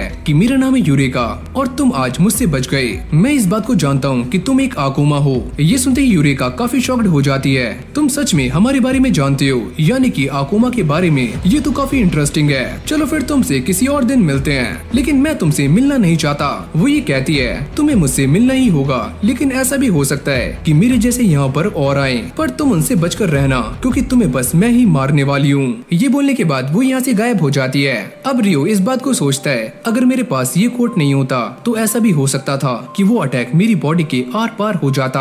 लेकिन वो इन सारी बातों को भुलाकर अपने बैंक में आ जाता है पैसों को विड्रॉल करवाने के लिए। पर वो ये देखकर काफी शॉक्ड हो जाता है कि उसके बैंक में काफी सारे पैसे हैं। चलो कुछ टाइम के लिए मेरे पास पैसा ही पैसा है। और जब वो अपने रूम में आता है वो ये देखता है कि उसके रूममेट्स यहाँ पर नहीं है। चलो मैं एक काम करता हूँ, दोबारा से बुक स्टोर चला जाता हूँ। पर तभी अचानक वो ये देखता है कि नीचे कुछ बंदे उसके साथियों को बुरी तरह से मार रहे हैं। निल्स उसे कहता है कि ये बंदा वही है, यानी कि रूम 1 का डैन। ओह, तो ये वही है जिसके बारे में तुम बातें कर रहे थे। जैसे डैन उसे मारने के लिए आगे आता है तो रियो अपने स्वॉर्ड को उसके पेट में घुसा देता है, जिससे वो नीचे गिर जाता है। अगले सीन में सारे अपनी थकान को मिटाने के लिए गर्म बात ले रहे होते हैं। ईतो अपने हीलिंग मैजिक का इस्तेमाल करके रियो की इस चोट को हील कर देता है। वो ये कहता है, अगर ये अटैक तुम्हारे दिल पर लगता तो तुम मारे भी जा सकते थे। वैसे उसने वो अटैक मेरे दिल पर ही किया था, लेकिन मैंने उसे डॉज कर लिया। ये सारे उससे पूछते हैं, आखिरकार तुम्हारी फाइट हो किससे रही थी? अरे यार, सही टाइम आने पर मैं तुम्हें सारा कुछ बता दूंगा, अभी बस चिल करो। अब अगली सीन में रियो के सारे दोस्त दोबारा से उसी डंजन में आ जाते हैं जहाँ पर वो गॉब्लिन्स और गॉब्लिन आर्चर्स से फाइट कर रहे होते हैं। काफी मेहनत करने के बाद ये सारे उन्हें हरा तो देते हैं, लेकिन इससे वो भी इंजर्ड हो जाते हैं। पर ईतो के पास हीलिंग मैजिक की पावर है जिससे वो सभी को हील कर देता है। निल्स कहता है कि आगे इस डंजन में काफी खतरा हो सकता है, तो चलो बाहर चलते हैं। जिसके बाद ये सारे इस डंजन से बाहर आ जाते हैं। पर तभी हम ये देखते हैं कि डंजन के अंदर एक काफी खतरनाक मॉन्स्टर है जिसने बहुत सारे एडवेंचरर्स को मौत की घाट उतार दिया है। इस तरफ रियो प्रैक्टिस करने के लिए बाहर आया हुआ होता है। वो ये सोचता है, कल रात जो मेरे साथ हुआ वो काफी अजीब था और उस आकुमा की पावर्स काफी ज्यादा है, यहाँ तक कि उसकी फिजिकल स्पीड भी मुझसे काफी गुना ज्यादा है। रियो इस बात को लेकर भी थोड़ा सा चिंता में होता है कि शायद से वो आकुमा अपनी स्पीड को बढ़ाने के लिए विंड मैजिक का इस्तेमाल कर रही थी और मुझे भी कुछ ऐसा ही ट्राई करना होगा जिससे कि मैं वाटर मैजिक का इस्तेमाल करते हुए पहले से अपनी स्पीड को काफी गुना बढ़ा सकूं। अब कुछ देर सोचने के बाद रियो के दिमाग में एक आइडिया आता है जिससे कि वो नीचे की जमीन को पूरी तरह से बर्फ के अंदर कन्वर्ट कर देता है और अपने वाटर जेट का इस्तेमाल करते हुए इसके ऊपर अपनी स्पीड को बढ़ाने की काफी कोशिशें कर रहा होता है, लेकिन वो इसमें भी नाकाम हो जाता है। फिर हमें लाइब्रेरी का सीन दिखाया जाता है जहाँ पर लिन रियो के बारे में इंफॉर्मेशन गैदर कर रही होती है कि रियो कैसे मैजिक करता है, पर उसे यहाँ पर कोई भी इंफॉर्मेशन नहीं मिलती और वो ये सोचती है कि ईबल ने मुझसे कहा था कि रियो आसमान में काफी बड़े मैजिक क्रिस्टल बना सकता है, लेकिन मुझे तो ऐसा कुछ भी नहीं मिला। जिसके बाद वो ये सोचती है कि ऐसा भी हो सकता है कि रियो ओरिजिनल स्पेल्स का इस्तेमाल कर रहा है जैसे कि इन्फर्नो मैजिशियन करता है। जिसके बाद सारा भी यहाँ पर आ जाती है। लिन उससे कहती है, तुम्हें देखकर काफी अच्छा लगा। वो सारा को ये बताती है कि वो लाइब्रेरी में किसी चीज को ढूंढ रही है जो कि उसे अभी तक नहीं मिली। वो ये पूछती है कि तुम तो एक क्वेस्ट के लिए गई हुई थी और शायद से आज ही आई हो, क्यों है ना सारा? हाँ, मैं आज ही आई हूँ। इस तरफ ये सारे के सारे लोग नीना के सामने आ गए थे और उसे ये बताते हैं कि डंजन की 5th लेयर में उन्हें गॉब्लिन्स और गॉब्लिन आर्चर्स मिले थे। इन मैजिक स्टोन्स को अच्छे से ऑब्जर्व करने के बाद नीना भी ये समझ जाती है कि ये सारे लोग सच बोल रहे हैं। जिसके बाद वो जल्दी से भागकर गिल्ड मास्टर ह्यू के पास जाती है और उन्हें सारी बातें बता देती है और वो भी इन मैजिक स्टोन्स को देखकर काफी चौंक जाते हैं और वो ये कहते हैं, हमारे टाउन में अभी कौन कौन सी बी रैंक की पार्टीज हैं? नीना ये बताती है, हमारे टाउन में अभी क्रिम्सन पार्टी और व्हाइट ब्रिगेड है। तुम एक काम करो, इन दोनों पार्टीज को यहाँ पर समन करो और फिर मैं अपना ऑफर इनके सामने रखूंगा। अगली सीन में हम ये देखते हैं कि ये सारे ह्यू के सामने पहुँच जाते हैं। ह्यूग उनसे कहते हैं नीना से बात करने के बाद तुम्हें सारी की सारी इन्फॉर्मेशन तो पहले ही मिल चुकी होगी। साथ ही में वो इन सारे एडवेंचरर्स को ये बताते हैं कि डंजन की 5th लेयर में काफी सारे गॉब्लिन्स देखे गए हैं। एबल उनसे ये पूछता है आप इस बात को लेकर कितने श्योर हो। वो ये कहते हैं मैं इस बात को लेकर पूरी तरह से श्योर हूँ, क्योंकि जो एडवेंचरर्स डंजन के अंदर गए थे वो वहाँ से गॉब्लिन्स के मैजिक स्टोन लेकर यहाँ पर आए हुए हैं। व्हाइट ब्रिगेड का लीडर उनसे ये पूछता है तो आप हमसे क्या चाहते हो। मैं तुम सभी से ये चाहता हूँ कि तुम सारे डंजन के अंदर जाकर ये पता करो कि दोबारा से ग्रेट टाइटल वॉर होने वाली है, क्योंकि डंजन के अंदर मॉन्स्टर्स की संख्या काफी तेजी से बढ़ती जा रही है। साथ ही में वो ये कहते हैं कि पिछली बार द ग्रेट टाइटल वॉर 10 साल पहले हुई थी और अब भी ऐसा हो सकता है कि दोबारा से वो हो। और इस काम को करने के लिए ह्यूग उन्हें 100 गोल्डन कॉइन्स देते हैं और ये कहते हैं कि बाकी के 200 मैं तुम्हें काम खत्म होने के बाद दूंगा। एबल उनसे ये पूछता है क्या आप हमसे बस यही चाहते हो कि हम वहाँ पर जाकर उस चीज को वेरीफाई करें। मैं बस यही जानना चाहता हूँ द ग्रेट टाइटल वॉर दोबारा से कब होगी और हम उसके लिए तैयारियां भी कर सकते हैं। और मैंने लॉर्ड को ये सारी बातें पहले ही बता दी हैं। ये सारी बातें सुनने के बाद ये दोनों पार्टीज भी इस क्वेस्ट को एक्सेप्ट कर लेती हैं। फिर हम रियो को देखते हैं जो कि नॉर्थ साइड की लाइब्रेरी में जाने की बात कर रहा होता है। कीटो उससे कहता है अगर तुम वहाँ जाना चाहते हो तो तुम्हारा डी रैंक का एडवेंचरर होना काफी जरूरी है। ईमन उनसे कहता है मैंने तो यहाँ तक भी सुना है कि वहाँ पर फॉरबिडन टेक्स्ट भी एग्जिस्ट करते हैं। ये सुनने के बाद रियो काफी खुश हो जाता है और वो यहाँ से निकल जाता है। इस लाइब्रेरी में आने के बाद रियो उन बुक्स को ढूंढना शुरू करता है जिसके अंदर एल्केमी और आकुमा के बारे में लिखा हुआ है। जब वो यहाँ पर इन बुक्स को ढूंढ रहा होता है तभी उसकी नजर सारा से मिल जाती है और ये दोनों एक दूसरे को काफी गौर से देख रहे होते हैं, क्योंकि ये पहले भी मिल चुके हैं। यहाँ पर क्रिम्सन और व्हाइट ब्रिगेड दोनों ही पार्टीज डंजन के गेट पर पहुँच चुकी होती है और वो ये नोटिस करते हैं कि यहाँ पर काफी सारे सी रैंक के एडवेंचरर्स भी हैं जो कि उनका साथ देने के लिए यहाँ पर आए हुए हैं। जैसे ह्यूग इस गेट को खोलने वाले होते हैं पर एबल उन्हें रोक देता है और वो ये कहता है पता नहीं क्यों मुझे ऐसा लग रहा है कि कुछ काफी बुरा होने वाला है। अब लिन अपने मैजिक का इस्तेमाल करके ये पता लगाती है कि डंजन के अंदर के हालात कैसे हैं और वो ये देखती है कि यहाँ पर काफी सारे गॉब्लिन्स हैं जो कि बाहर आने के लिए एकदम तैयार हैं। ये सुनने के बाद सारे लोग इस बात को समझ जाते हैं कि ग्रेट टाइटल वॉर दोबारा से होने वाली है। ह्यूग सभी से कहते हैं कि सारे लोग तैयार हो जाओ, यहाँ पर वॉर कभी भी हो सकती है।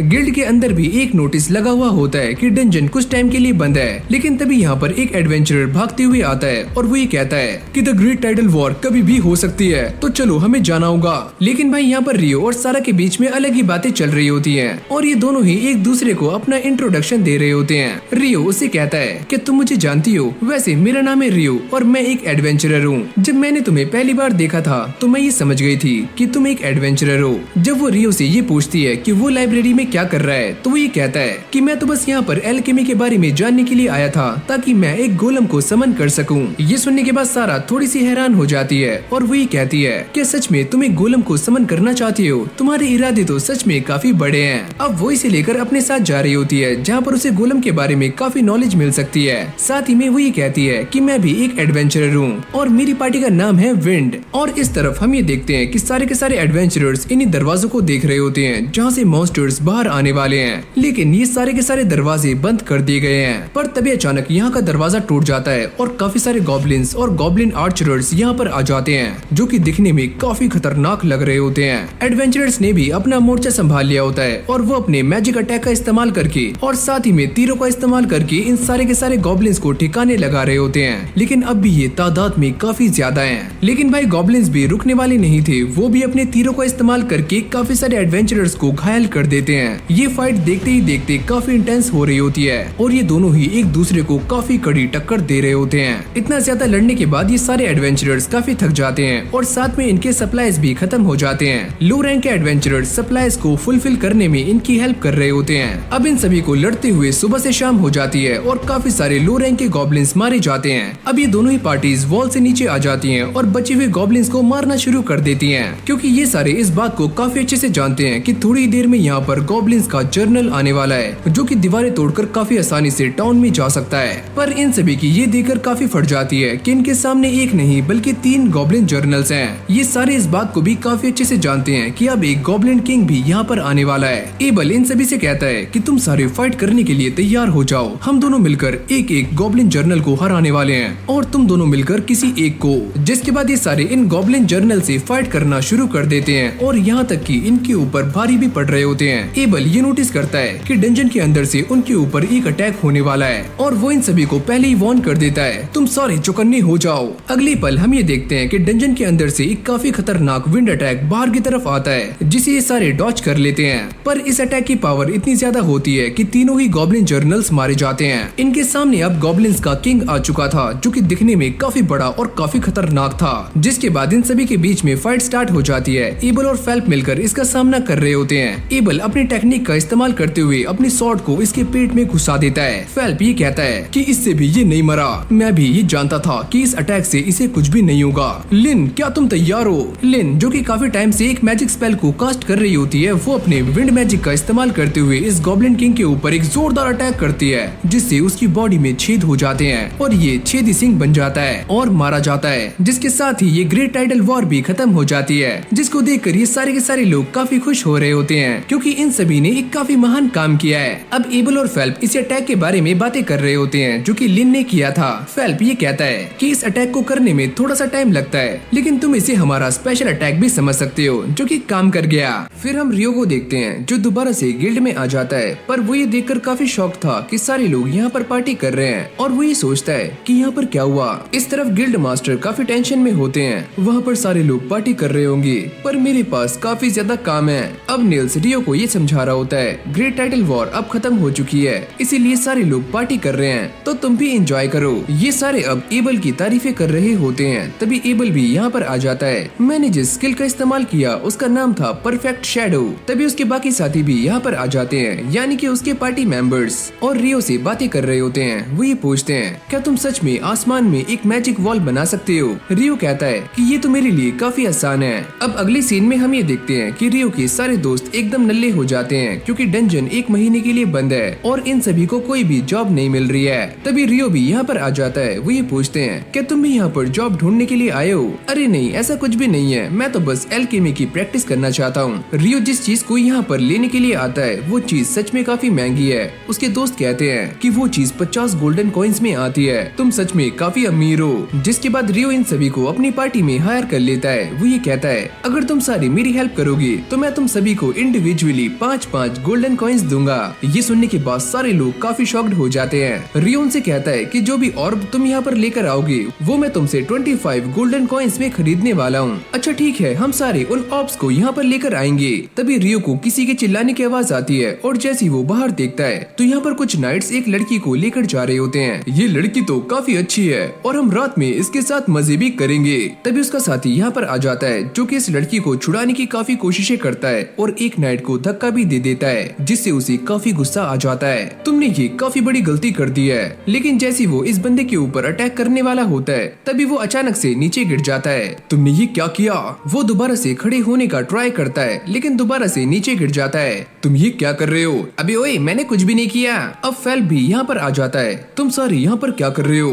अरे ओए, तुम हमारे रास्ते में मत आओ वरना हम तुम्हें गिल्ड मास्टर से कहकर निकलवा भी सकते हैं। लेकिन जैसे इन सभी को ये पता लगता है कि फेल्प के फादर पहले एक कमांडर रह चुके हैं तो इन सभी की फटकर 4 हो जाती है और ये सारे दुम दबाकर यहाँ से भाग जाते हैं। फेल्प इन दोनों से कहता है तुम दोनों ही सच में काफी ब्रेव हो। तभी उसकी नजर रियो पर जाती है। तुम्हारा नाम रियो है ना? एबल ने मुझे तुम्हारे बारे में काफी कुछ बताया है और मैं ये जानता हूँ कि तुमने अपने मैजिक का इस्तेमाल करके उस बंदे को नीचे गिराया था। इससे पहले फेल्प की बात कंप्लीट होती उसकी साथी आकर उसे यहाँ से ले जाती है। इस तरफ रियो और एबल एक साथ बैठे हुए होते हैं और एबल काफी ज्यादा ब्लश कर रहा होता है। रियो उससे पूछता है मुझे ऐसा लगता है तुम्हारा दिल किसी पर आ गया है, क्या वो रिया है? अरे नहीं नहीं, ऐसा नहीं है। एबल उसे ये कहता है क्या तुम मेरी हेल्प कर सकते हो? इसके बाद ये दोनों बातें करते करते बाहर आ जाते हैं। एबल उसे कहता है कि हमारे यहाँ पर एक इन्वेस्टिगेटर आ रहा है तो उसके कुछ नाइट्स थे जो कि भाग चुके हैं और वो करप्ट थे। लेकिन इन्हीं बातों के बीच में हम कुछ बंदों को देखते हैं जिन्होंने अपना चेहरा छुपाया हुआ होता है। वो इन दोनों को देखते ही यहाँ से खिसक जाते हैं पर इन दोनों को उनके ऊपर शक हो जाता है और उनका पीछा करते करते ये एक सुनसान गली में आ जाते हैं। अगली पल ये सारे बंदे उन दोनों के ऊपर अटैक्स करना शुरू करते हैं पर रियो अपने आइस मैजिक से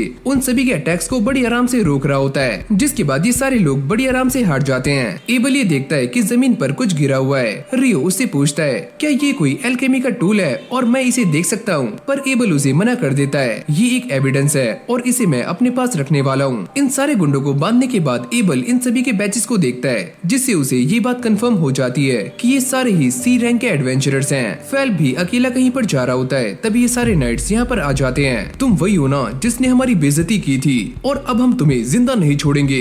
मैं तुम्हें मार मार कर तुम्हारा कचुम्बर बना दूंगा। लेकिन तभी अचानक ये सारे बंदे फ्रीज हो जाते हैं और फेल्प की साथी यहाँ पर आ जाती है जो कि एक इन्फर्नो की इंचांटेशन करती है और ये सारे के सारे लोग जलकर कबाब बन जाते हैं। अब ये इन्वेस्टिगेटर्स भी गिल्ड मास्टर के सामने आ जाते हैं। वो ये कहते हैं तुम आज ही यहाँ पर आए हो और सारी चीज की इन्वेस्टिगेशन कर रहे हो। तुम ये चाहते हो कि डंजन को आज खोला जाए और तुम्हारे साथ मैं कुछ एडवेंचरर्स को भेजूं तुम्हारी प्रोटेक्शन के लिए। क्या तुम पागल हो गए हो? एक बंदा ये कहता है क्या तुम ये बात नहीं जानते कि किंग ने हमें सारी परमिशन दे दी है कि हम यहाँ पर सारी चीजों को यूज कर सकते हैं। गिल्ड मास्टर उन्हें समझाने का काफी ट्राई कर रहे होते हैं पर ये बंदा काफी गुस्से में आ जाता है और दूसरा वाला बंदा उसे शांत करता है। ये बंदा जिसका नाम है क्लिप वो ये कहता है लेकिन फिर भी हमें डंजन को खोलना होगा।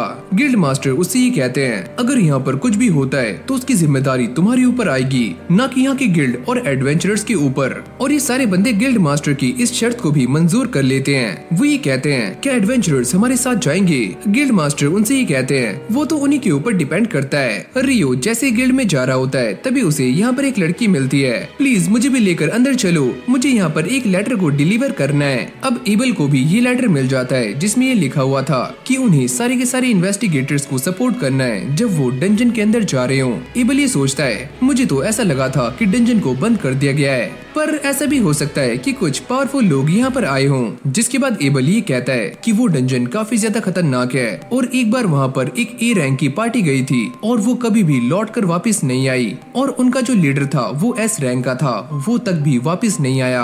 एबल ये कहता है कि हम सारे इस बारे में नहीं जानते कि उस डंजन में क्या चल रहा है। रियो ये कहता है तो चलो एक काम करते हैं, उस डंजन से दूर रहते हैं। रियो की जाती ये लड़की जिसका नाम है नटालिया वो अपना इंट्रोडक्शन देती है और ये लड़की एक वाटर मेज की फैमिली से बिलोंग करती है। लिन उससे पूछती है क्या तुमने कभी ऐसे कास्टर के बारे में सुना है जो कि आइस वॉल को काफी दूर से बना सके, वो भी आसमान में? नटालिया उससे कहती है कि नहीं, मैंने इसके बारे में कभी भी नहीं सुना। एबल उससे कहता है मुझे ऐसा लगता है कि तुम अब भी रियो के पीछे हो। पर ये बात सुनने के बाद नटालिया भी काफी शॉक्ड हो जाती है कि सच में ऐसा मैजिक एग्जिस्ट करता है। रिया उससे कहती है कि जो लड़का अभी यहाँ से गया है वो ऐसे मैजिक को कास्ट कर सकता है। अभी सारे ऐसे ही बैठकर रियो के बारे में बातें कर रहे होते हैं। एबल उन सभी से कहता है अगर रियो कभी हम सब के खिलाफ हो जाता है तो हमें उससे फाइट नहीं करनी है क्योंकि हम चारों मिलकर भी उसे हरा नहीं सकते, तो बेटर यही होगा कि हम उसके सामने सरेंडर कर दें। लेकिन एक बात तो साफ है कि रियो एक काफी अच्छा इंसान है। फिर हमारा सीन चेंज हो जाता है और ये सारे के सारे लोग डंजन में जाने के लिए एकदम तैयार हैं और इन सभी के पास एक माना डिटेक्टर होता है जो कि एनवायरमेंट में किसी भी तरह के माना को आसानी से डिटेक्ट कर सकता है। जिसके बाद ये सारा का सारा डेटा टीम के पास चला जाएगा जो कि टेंट के अंदर है। ये सुनने के बाद एबल भी काफी हैरान हो जाता है कि एल्केमी भी काफी कमाल की चीज है। अभी सारे मिलकर डिसाइड करते हैं कि वो इस डंजन के अंदर जाने वाले हैं, लेकिन आज बस 3rd लेयर तक। इस तरफ ये सारे के सारे बंदे रियो के लिए ऑर्ब लेकर आ जाते हैं और रियो उन्हें पेमेंट कर देता है। ईटो इस बात को लेकर काफी परेशान होता है कि डंजन को दोबारा से खोल दिया गया है और वहाँ पर सिर्फ डी रैंक और उससे ऊपर वाले ही एडवेंचरर्स जा सकते हैं। फिर हमें दोबारा से उसी डंजन के अंदर का सीन दिखाया जाता है जहाँ पर एबल ये बताता है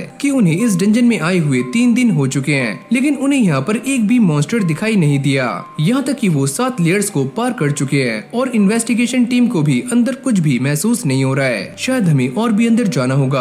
पर तभी अचानक वो अपने सामने कुछ बंदों को देखते हैं जो काफी जल्दी में होते हैं। रिया उन सभी को देखकर ये कहती है कि इन सभी को ऐसा लगता है कि जो मॉन्स्टर्स बाहर आए थे वो इस डंजन में काफी अंदर हैं। यहाँ तक कि ये सारे के सारे लोग रॉयल सेंट्रल से हैं। इस तरफ गिल्ड मास्टर इन सभी को ये बता रहे होते हैं कि जो ई और एफ रैंक के एडवेंचरर्स हैं वो डंजन में जा नहीं सकते, तो इसलिए उन सभी को कुछ और काम दिया जाएगा। वो ये कहते हैं वैसे भी हम दूसरी जगह से खाना इंपोर्ट कर रहे हैं और व्हाइट ब्रिगेड उन्हें सेफ्टी दे रही है। अगर तुम भी कुछ हेल्प करना चाहते हो तो तुम बता सकते हो। तभी रियो उनसे ये पूछता है कि उस वॉर के दौरान जिन मॉन्स्टर्स के मैजिक स्टोन को रिकवर किया गया था उनका कलर क्या था? तुम सच में काफी तेज हो। वैसे ग्रेट टाइटल वॉर के दौरान हमें जो मैजिक क्रिस्टल मिले हैं उनका कलर कुछ पेल जैसा था, यानी कि हल्का पीला। यहाँ तक कि गॉब्लिन और उसके जनरल के भी मैजिक स्टोन का कलर एकदम सेम था। अगली सीन में सारे डंजन में एक अजीब से गेट के सामने आ जाते हैं। इन सभी को ऐसा लगता है कि ये गेट उन्हें किसी और जगह से कनेक्ट कर रहा है और यहाँ पर काफी बड़ी गड़बड़ भी हो सकती है।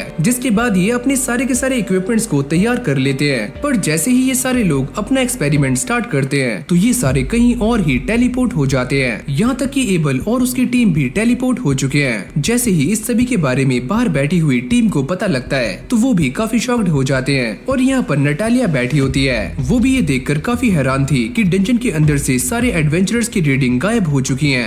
अब अगली सीन में ये सारे एक अजीब सी जगह पर आ जाते हैं जहाँ पर क्रिम्सन पार्टी और ये बूढ़ा आदमी भी होता है। फिर इस तरफ हम क्लिफ और उसके साथियों को देखते हैं। वो सारे भी इनसे अलग होते हैं। एक बंदा क्लिफ से ये पूछता है कि हम सारे कहाँ पर हैं? मेरे ख्याल से ये सारा कुछ टेलीपोर्टेशन था और वो गेट इस काम के लिए रिस्पॉन्सिबल है जिससे हम यहाँ पर आए हैं। इन सभी को ये बात क्लियर हो जाती है कि जो ग्रेट टाइडल वॉर हुई थी उसका लिंक इस गेट से है। लेकिन तभी क्लिफ के मन में कुछ अजीब सी खिचड़ी बननी शुरू हो जाती है। अगर मैंने इस रूट को डिस्कवर कर लिया तो मैं सभी का हेड बन सकता हूँ। पर ये सारे इस बात से अनजान होते हैं कि काफी सारे मॉन्स्टर्स इनकी तरफ ही बढ़ रहे हैं। इस तरफ सारी की सारी एनालाइजिंग टीम इस बात को लेकर काफी हैरान होती है कि सारे के सारे एडवेंचरर्स की रीडिंग गायब हो चुकी है। पर तभी अचानक वो ये देखते हैं कि उनकी रीडिंग्स दोबारा से आ जाती हैं, पर फिर अचानक से ही गायब हो जाती हैं। तभी यहाँ पर एक बंदा आता है जिसका नाम है क्रिस्टोफर ब्लाट। वो ये पूछता है क्या डंजन में कुछ अजीब हो रहा है? वो ये बताते हैं कि हमारे लोग अभी अभी इस डंजन में गए थे, वो भी एडवेंचरर्स के साथ में, लेकिन वो सारे अचानक से ही गायब हो गए। लेकिन बात करते हुए वो ब्लाट से ये भी कहते हैं कि उन सभी की रीडिंग 40वें फ्लोर से कुछ टाइम के लिए आई थी, फिर दोबारा से वैनिश हो गई। ये सुनते ही ब्लाट भी काफी शॉक्ड हो जाता है क्योंकि आज तक कोई भी एडवेंचरर 38th फ्लोर से आगे नहीं गया। ये बंदा कहता है कि अंदर एक और पार्टी है जिसका नाम है क्रिम्सन पार्टी। नटालिया ये बात जानते ही काफी पैनिक हो जाती है और यहाँ से भाग जाती है। इस तरफ एक लड़की ह्यूग को आकर ये बताती है कि किस तरह से सारे के सारे एडवेंचरर्स गायब हो चुके हैं। यहाँ तक वो ये भी कहती है कि डंजन के गेट पर कोई आपका इंतजार कर रहा है। ह्यूग ये सोचते हैं आखिर वो इंसान कौन हो सकता है। यहीं से हमारा सीन चेंज हो जाता है जहाँ पर रियो कुछ बुक्स को ढूंढ रहा होता है पर उसे यहाँ पर वो बुक्स नहीं मिलती। वो इस बात को याद कर रहा होता है कि वो पहली बार यहाँ पर सैरा से मिला था और वो काफी निराश हो जाता है। लेकिन तभी यहाँ पर सैरा आ जाती है। सैरा उससे ये पूछती है क्या तुम यहाँ पर कुछ ढूंढ रहे थे? वो बस मैं यहाँ पर इसीलिए आया था ताकि मैं पास्ट की सारी इन्फॉर्मेशन को गैदर कर सकूं, स्पेशली ग्रेट टाइडल वॉर के बारे में। सैरा उससे कहती है कि इसमें मैं तुम्हारी हेल्प कर सकती हूँ। सैरा उससे जाते हुए ये पूछती है कि तुम्हें क्या लगता है कि एक्लिप्स और ग्रेट टाइडल वॉर के बीच में कोई लिंक है? रियो ये कहता है कि हाँ मुझे तो ऐसा ही लगता है। सैरा भी उससे कहती है कि हमेशा ही ग्रेट टाइडल वॉर से पहले एक्लिप्स होता है लेकिन इस बार वो पूरी तरह से नहीं हुआ। पर तुम ये सारा कुछ जानना क्यों चाहते हो? अरे बस ऐसे ही। क्या तुम मुझे मैजिक स्टोन्स के बारे में बता सकती हो? ये उसे सारी बातें बताना शुरू करती है। मैं ये भी जानना चाहता हूँ कि अभी अभी जो मॉन्स्टर्स मारे गए थे उन सभी के मैजिक स्टोन्स का कलर पेल था, ऐसा क्यों हुआ? सैरा उससे कहती है अगर ऐसी ही बात है तो वो सारे मॉन्स्टर्स अभी अभी ही स्पॉन किए गए होंगे, यानी कि रिसेंटली। अब रियो उससे ये कहता है कि मैंने ये बात आज से पहले कभी भी नहीं सुनी, कितने सारे गॉब्लिन्स एक साथ स्पॉन हो गए हों और साथ में उनके जनरल्स भी। सैरा भी उसे सारी की सारी इन्फॉर्मेशन दे रही होती है और ये दोनों ऐसे ही बातें कर रहे होते हैं। फिर हमें इस डंजन के अंदर का सीन दिखाया जाता है जहाँ पर ये बंदा कहता है मुझे ऐसा लगता है कि हम इस डंजन में किसी और जगह पर टेलीपोर्ट हो चुके हैं या फिर हम कहीं और हैं। पर वो ये देखते हैं कि उनके सारे के सारे डिवाइसेस सही तरीके से काम कर रहे हैं, यानी कि वो लोग हमारे लिए हेल्प भी भेज सकते हैं। पर जैसी रिया अपने आसपास के इलाके को देखती है तो वो ये कहती है कि ये बिल्कुल सेंचुरी स्क्वायर की तरह है, जो कि एक तरह का हाई रैंकिंग डिफेंसिव स्पेल है जिसे बस हाई रैंक के प्रीस्ट ही कास्ट कर सकते हैं। एबल कहता है यानी कि हम सारे एक ट्रैप के अंदर फंस चुके हैं। लिन अपने मैजिक का इस्तेमाल करके यहाँ के बारे में पता लगाओ, जिसके बाद वो अपने मैजिक को कास्ट करके ये पता लगाती है कि यहाँ से 500 मीटर दूर काफी सारे ह्यूमंस हैं, लगभग 1000। एबल ये समझ जाता है कि क्लिव और उसके साथी भी यहाँ पर आ चुके हैं, चलो उनकी तरफ चलते हैं। इस तरफ ह्यूग भी ब्लाड से मिल जाता है और वो ये बात सुनने के बाद काफी ज्यादा पैनिक हो जाता है कि सारे के सारे एडवेंचरर 40th फ्लोर से गायब हो चुके हैं और दोबारा से भी वहीं पर दिखाई दिए थे।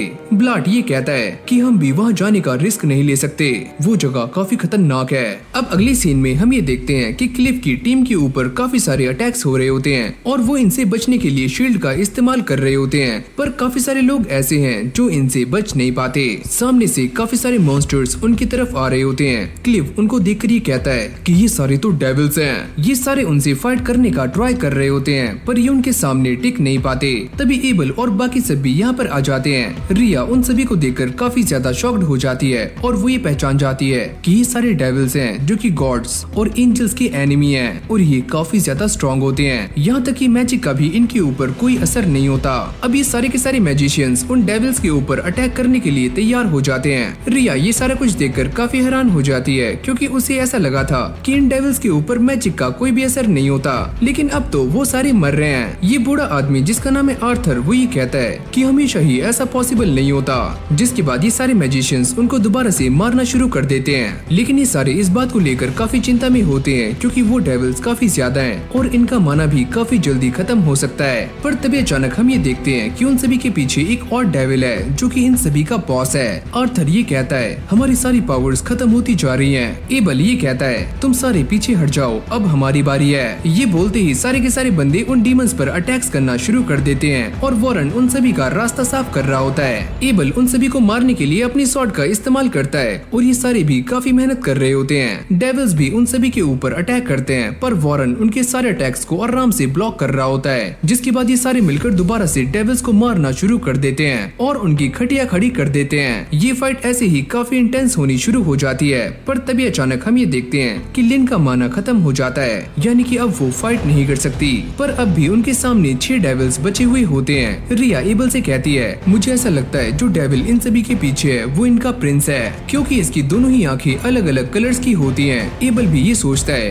कि शायद से ये वही डीमन लॉर्ड है जो कि अभी तक अवेकन नहीं हुआ।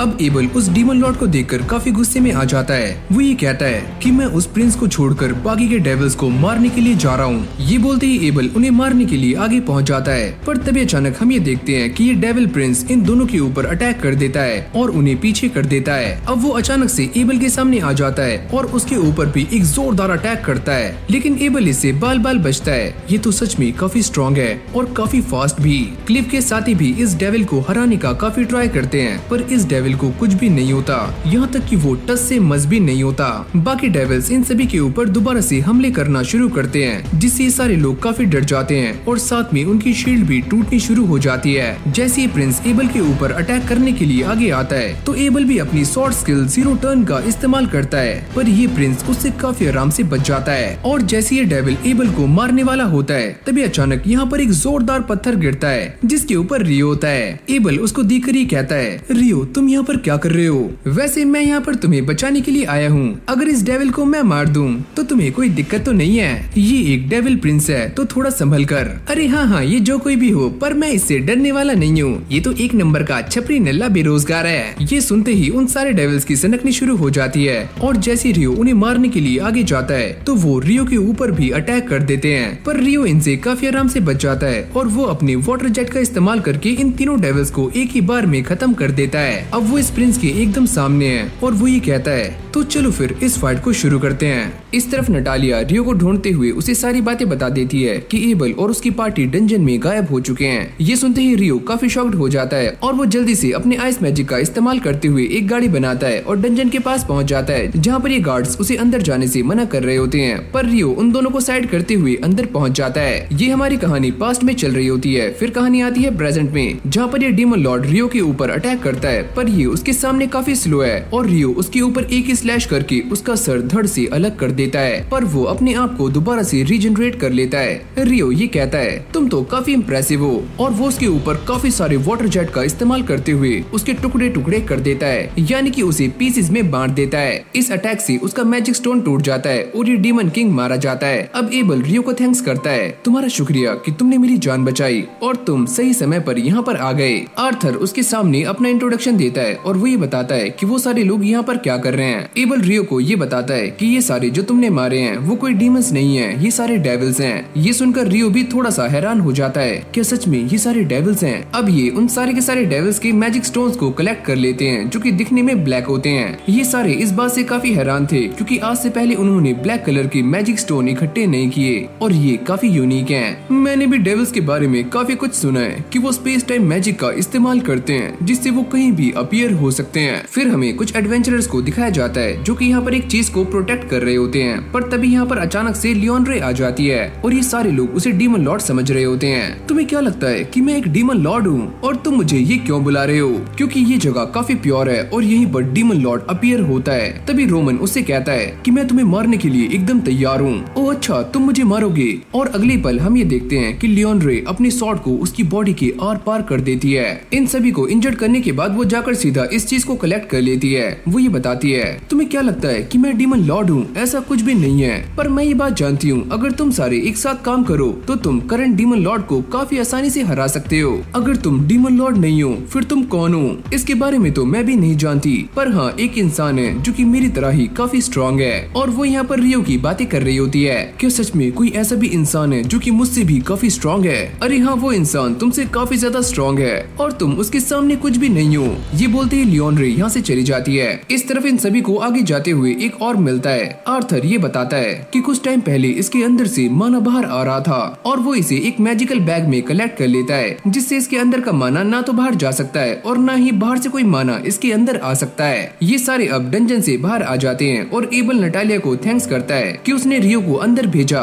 चलो शुक्र है कि ये सारे के सारे सेफ हैं। जिसके बाद आर्थर टेंट में आ जाता है और ह्यूग को रियो के बारे में सारा कुछ बताना शुरू करता है। ह्यूग उससे ये पूछता है, आखिरकार रियो कौन है और वो इतना स्ट्रॉन्ग कैसे है? मैं उसके बारे में ज्यादा कुछ नहीं जानता, बस मुझे इतना पता है कि उसने डंजन में काफी सारे डेविल्स को बड़ी आसानी से ही जान से मार दिया। पर ये दोनों इस बात को लेकर काफी सेटिस्फाई होते हैं कि रियो अभी उनकी साइड है और वो उसे अपने लिए खतरा बनाना नहीं चाहते। अगले सीन में रियो भटकता हुआ कहीं पर जा रहा होता है, पर तभी उसे करी की स्मेल आती है और वो खिंचता हुआ एक रेस्टोरेंट में आ जाता है जहाँ पर उसे सैरा मिलती है। क्या तुम भी इस जगह के बारे में पहले से ही जानते हो? वो ये कहता है, अरे नहीं, मुझे बस कुछ स्मेल आई और मैं यहाँ पर आ गया। खाना खाने से पहले ये दोनों थोड़ी सी बातें करते हैं और जैसे ही उनका खाना यहाँ पर आता है तो ये खाना रियो को भी काफी पसंद आ रहा होता है। अब खाना खाने के बाद ये दोनों बाहर आ जाते हैं जहाँ पर ये डिसाइड करते हैं कि वो दोनों एक फ्रेंडली बैटल करने वाले हैं। अब अगले सीन में हम इन्हें एरिना में देखते हैं जहाँ पर वो ये कहती है कि मैं इस बात को जानती हूँ कि तुम्हारे अंदर अब भी फाइट करने की भूख है जो कि अभी शांत नहीं हुई है। रियो ये बात सुनने के बाद थोड़ा सा हैरान हो जाता है कि वो इसके बारे में इतना कुछ कैसे जानती है, यहाँ तक कि ये भी कि रियो सॉर्ड और मैजिक का भी इस्तेमाल करता है। सैरा ये कहती है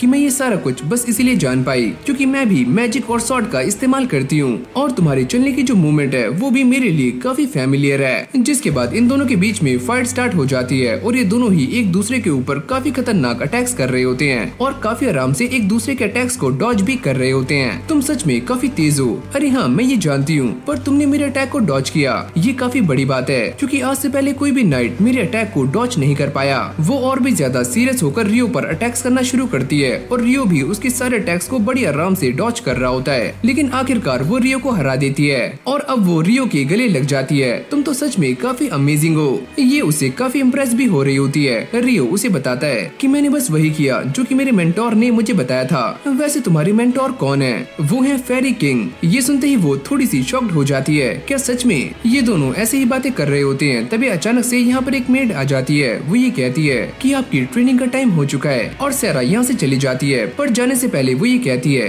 कि ये इंसान काफी इम्पोर्टेंट है तो इसे सही सलामत घर छोड़ देना। अब उसके घर जाने के लिए कैरेज एकदम रेडी हो चुका है, पर जैसे ही वो इसके अंदर जाता है तो यहाँ पर पहले से ही ह्यूग बैठे हुए होते हैं। वो ये कहते हैं कि मुझे आर्थर ने तुम्हारे बारे में सारा कुछ पहले ही बता दिया है कि तुमने उन सभी की हेल्प कैसे की और जिस तरह से तुम अंदर गए थे वो पनिशेबल है और तुम्हें इसके लिए पनिशमेंट मिलने वाली है। और ये पनिशमेंट एक तरह की क्वेस्ट होती है जिसमें रियो को कुछ मर्चेंट्स को एक जगह पर लेकर जाना है और वहाँ से सेफली वापस भी लेकर आना है। जिस जगह पर तुम जाने वाले हो उसका नाम है विटनेश। इस तरफ निल्स उन सभी को ये बताता है कि उसके होम टाउन अबाली ने एक हंटिंग रिक्वेस्ट को सेंड किया है और वो इस रिक्वेस्ट को करना चाहता है जो कि डी रैंकर्स के लिए है और इसीलिए वो रियो से कहता है कि वो उसका साथ दे। रियो उसकी इस बात को मानने के लिए रेडी हो जाता है क्योंकि उसका सामना स्केलेटन से होने वाला है और इसके लिए वो काफी खुश है। जैसे निल्स ये सारी बातें आकर ह्यूग को बताता है तो वो भी इस चीज के लिए मना कर देते हैं। क्या तुम इस बारे में नहीं जानते कि ये रिक्वेस्ट कहाँ से आई है? और इससे पहले भी दो पार्टीज वहाँ पर गई थी, एक डी रैंक पार्टी और एक ई गैंग पार्टी, पर ये दोनों ही इस मिशन को कर नहीं पाए। पर कुछ टाइम के बाद वो इस चीज के लिए मान जाते हैं। अब अगली सीन में हम ये देखते हैं कि ये सारे उस जगह पर पहुंच चुके हैं। निल्स उन सभी को लेकर मेयर के पास आ जाता है, जो कि उसे देखकर काफी खुश होते हैं। वो ये पूछते हैं, अरे ओए ये तीनों कौन है? ये तीनों ही मेरे दोस्त हैं और मेरी पार्टी के मेंबर्स। एक का नाम है ईटो, एमोन और ये है रियो। ये सारे एक साथ बैठ जाते हैं और मेयर को ये बताते हैं कि वो सारे यहाँ पर क्यों आए हैं। मेयर उन्हें सारा कुछ बताना शुरू करते हैं कि पहले उन्होंने स्केलेटन को कहाँ पर स्पॉट किया था और ये फाइट कैसे स्टार्ट हुई और कैसे उन्होंने इस रिक्वेस्ट को डाला। इससे पहले भी जो पार्टीज यहाँ पर आई थी उन्होंने काफी खून खराबा किया है, तो इसीलिए गाँव के लोग न्यू पार्टीज को सपोर्ट नहीं करते। ये सारी कहानी खत्म हो जाने के बाद वो तीनों रूम में आ जाते हैं, जहाँ पर हमें निल्स का छोटा भाई दिखाया जाता है, जो कि इस बात से काफी खुश है कि निल्स एक एडवेंचरर बन चुका है और ऐसे लोगों के साथ है जिनके ऊपर वो ट्रस्ट करता है। निल्स कहता है कि हम सभी को हंटिंग के लिए परमिशन मिल चुकी है और मैं ये सोच रहा हूँ कि पहले हम गॉब्लिन्स के पास जाएं और फिर स्केलेटन के। यहाँ तक कि वो ये भी कहता है कि हमारे जो गार्डियन बीस्ट हैं वो ईस्टर्न वुड्स में रहते हैं और आज तक मैंने भी उन्हें नहीं देखा।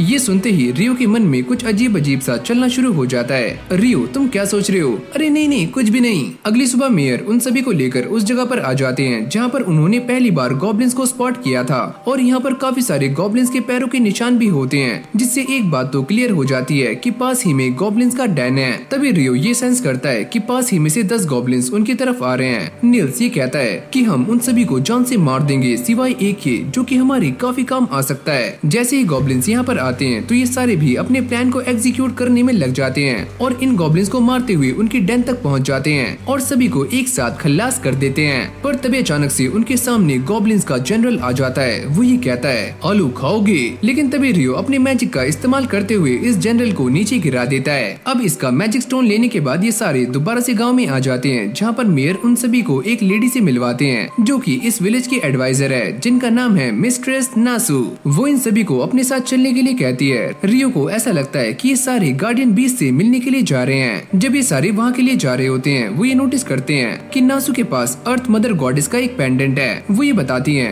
कि मैं हीलिंग मैजिक का इस्तेमाल करती हूँ और जैसे तुम सारे इंचांटेशन का इस्तेमाल करते हो किसी भी स्पेल को कास्ट करने के लिए, पर हम ऐसा नहीं करते। जिसके बाद ये सारे गार्डियन बीस्ट के केव के बाहर आ जाते हैं और जैसे वो बाहर आता है तो ये सारे इस बात को देखकर काफी शॉक्ड हो जाते हैं कि वो एक फेनरिर है। ये गार्डियन बीस्ट रियो को देखते हुए उससे ये कहता है कि मेरा नाम है कुशिन, तुम्हारा नाम क्या है? नासु भी ये चीज देखकर काफी शॉक्ड हो जाती है कि पहले गार्डियन बीस्ट ने अपना नाम बताया, वो भी रियो को।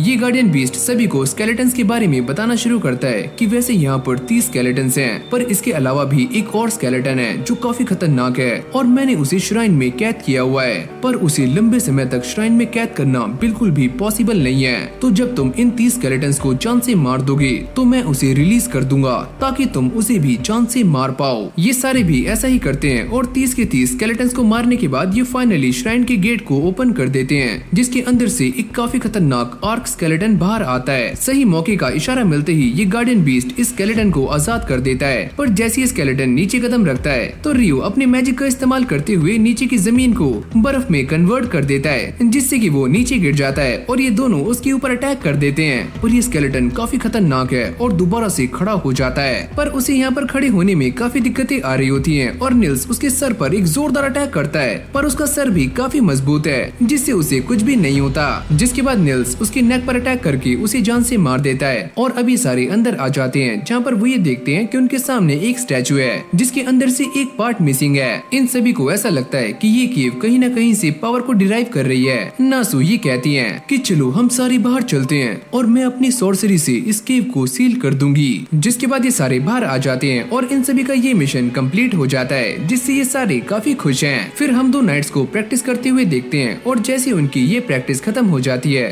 तभी एक बंदा यहाँ पर आता है। वो ये कहता है कि तुम सारे ध्यान दो, कमांडर को तुमसे कुछ बात करनी है। अगली पल कमांडर यहाँ पर आ जाती है और वो ये कहती है मैं और लेफ्टिनेंट 2 महीनों के लिए विटनेस जा रहे हैं और जब मैं वहाँ से आऊंगी तो मुझे तुम सभी के अंदर काफी अच्छी इम्प्रूवमेंट चाहिए। ये बोलते ही वो यहाँ से निकल जाती है और ये जो बंदा है वो एक इन्फर्नो मैजिशियन है।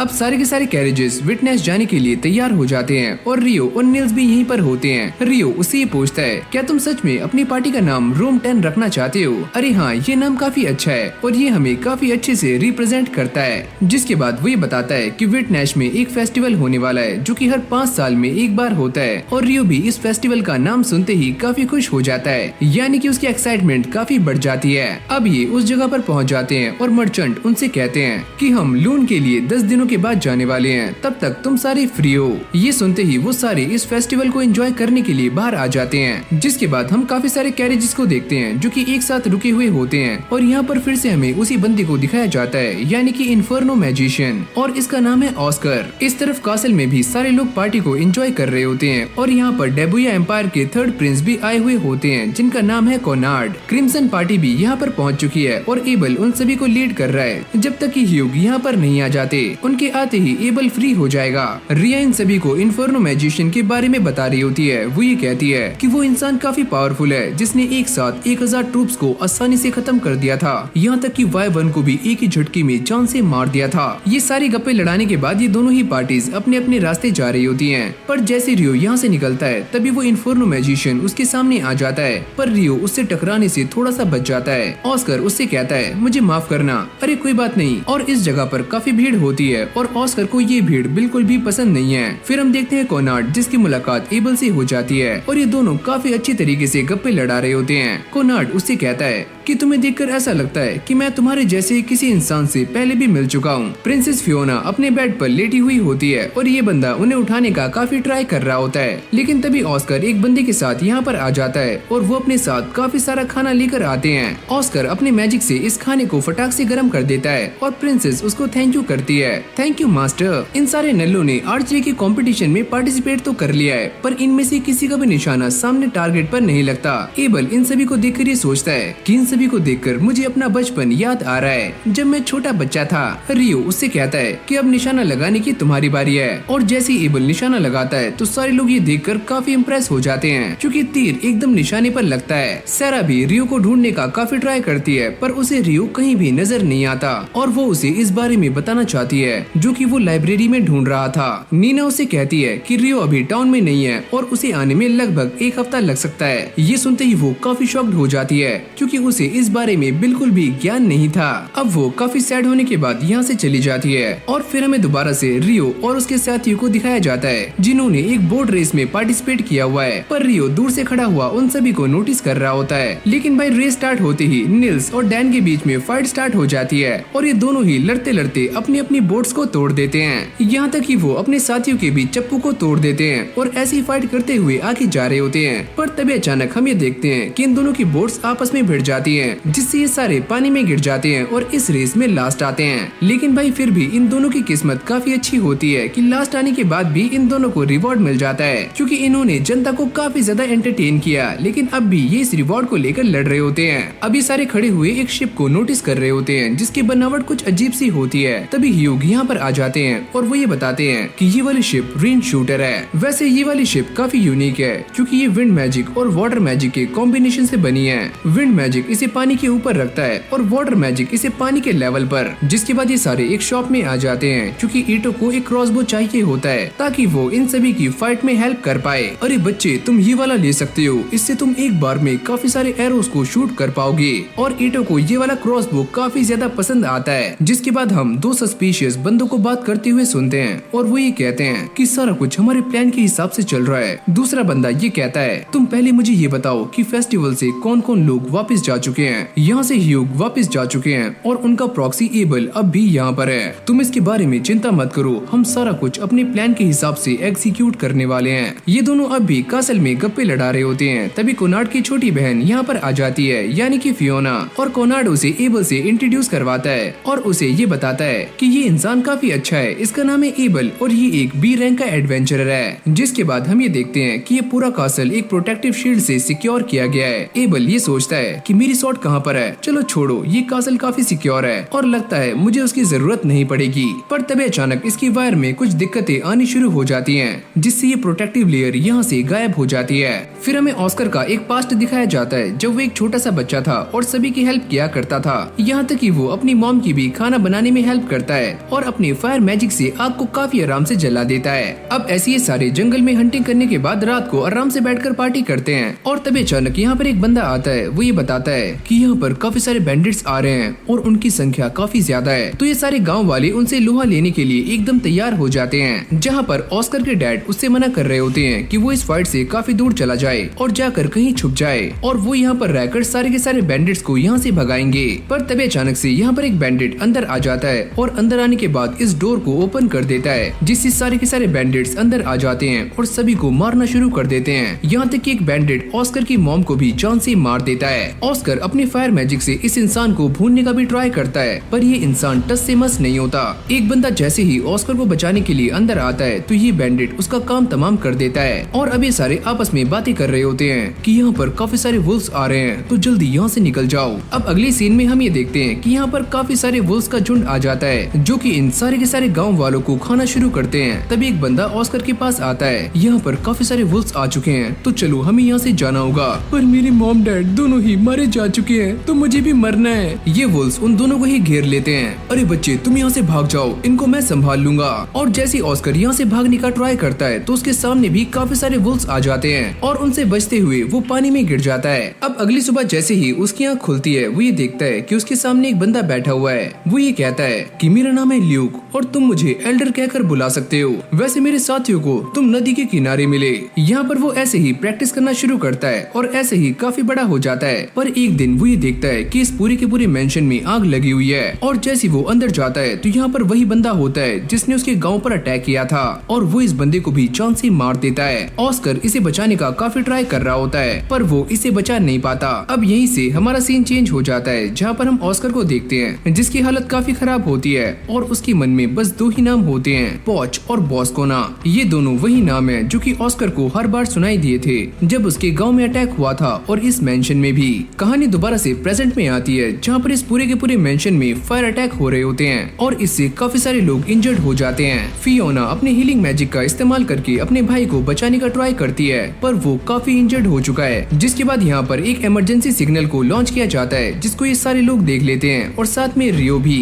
इस तरफ कासल में काफी सारे अटैकर्स घुस चुके थे, लेकिन तभी ऑस्कर यहाँ पर आकर सभी को जान से मार देता है। कॉर्नाड और फियोना भी इन सभी से बराबर की टक्कर ले रहे होते हैं और जैसे ये सारे अटैकर्स उनके ऊपर दमदार अटैक्स करते हैं तो फियोना एक शील्ड बना लेती है जिससे वो दोनों बच जाते हैं। अगली पल कॉर्नाड के ऊपर एक स्पेशल स्पेल कास्ट किया जाता है पर फियोना को इस बारे में पता लग जाता है तो वो कॉर्नाड को धक्का दे देती है और खुद उसके सामने आ जाती है और ये एक काफी खतरनाक वोल्केनो स्पेल होता है। ऑस्कर की आंखें ये सारा कुछ देखकर फटी की फटी रह जाती हैं कि फियोना इस अटैक की चपेट में आ चुकी है। एमॉन और बाकी सब भी इन अटैकर्स को संभालने का ट्राई कर रहे होते हैं क्योंकि ये अटैकर्स काफी ज्यादा हैं और इन सभी पर एक एक करके भारी पड़ रहे हैं। पर तभी अचानक ये सारे अटैकर्स को जान से मार देते हैं और फियोना को किसी सेफ जगह पर ले जाने की बात कर रहे होते हैं। पर तभी यहाँ पर ऑस्कर आ जाता है और उसको ऐसा लगता है कि ये तीनों भी अटैकर्स हैं और वो इन पर काफी गुस्सा हो जाता है। यहाँ पर रियो आराम से पार्टी को एंजॉय कर रहा होता है और उसे इस बात से घंटा फर्क नहीं पड़ता कि कासल में आसपास क्या हो रहा है। ऑस्कर इन सभी को लास्ट वार्निंग देता है कि वो यहाँ से हट जाएं और अगली पल वो इन तीनों के ऊपर एक जोरदार अटैक करता है, लेकिन तभी ईटो सेंचुरी का इस्तेमाल करता है और इस अटैक से सभी को बचा लेता है। पर इससे वो भी काफी इंजर्ड हो जाता है। वो बार बार इन सभी के ऊपर अटैक करता है और ये सारे अटैक पहले के मुकाबले और भी ज्यादा स्ट्रॉन्ग होते हैं और जैसे वो अपना अगला अटैक करता है तो उसके सामने एक आइस बॉल आ जाती है जो कि उसके अटैक को रोक लेती है। ये तुम मेरे दोस्तों के साथ क्या कर रहे हो? अरे ओए बच्चे साइड हो जाओ वरना मुझे तुम्हें भी जान से मारना होगा। जिसके बाद इन दोनों के बीच में एक काफी खतरनाक फाइट स्टार्ट हो जाती है जहाँ पर ऑस्कर रियो को मारने के लिए उसके ऊपर एक के बाद एक काफी खतरनाक अटैक्स करना शुरू करता है। पर रियो ने भी कच्ची गोलियां नहीं खेली होती और वो भी उसके सारे अटैक्स को काफी आराम से डॉज कर रहा होता है, यहाँ तक कि काउंटर अटैक भी करता है। वो अपनी आइस के ऊपर स्लाइड करते हुए ऑस्कर पर अपनी शॉट से अटैक करता है पर ऑस्कर अपनी शॉट से इस अटैक को काफी आराम से रोक लेता है और अब ये दोनों एक दूसरे के आमने सामने खड़े होते हैं और काफी गुस्से में भी हैं। तभी एबल यहाँ पर आ जाता है और वो इन दोनों को शांत होने के लिए कहता है, जिसके बाद वो ऑस्कर को सारी बातें समझाता है कि ये चारों उस अटैक में शामिल नहीं थे।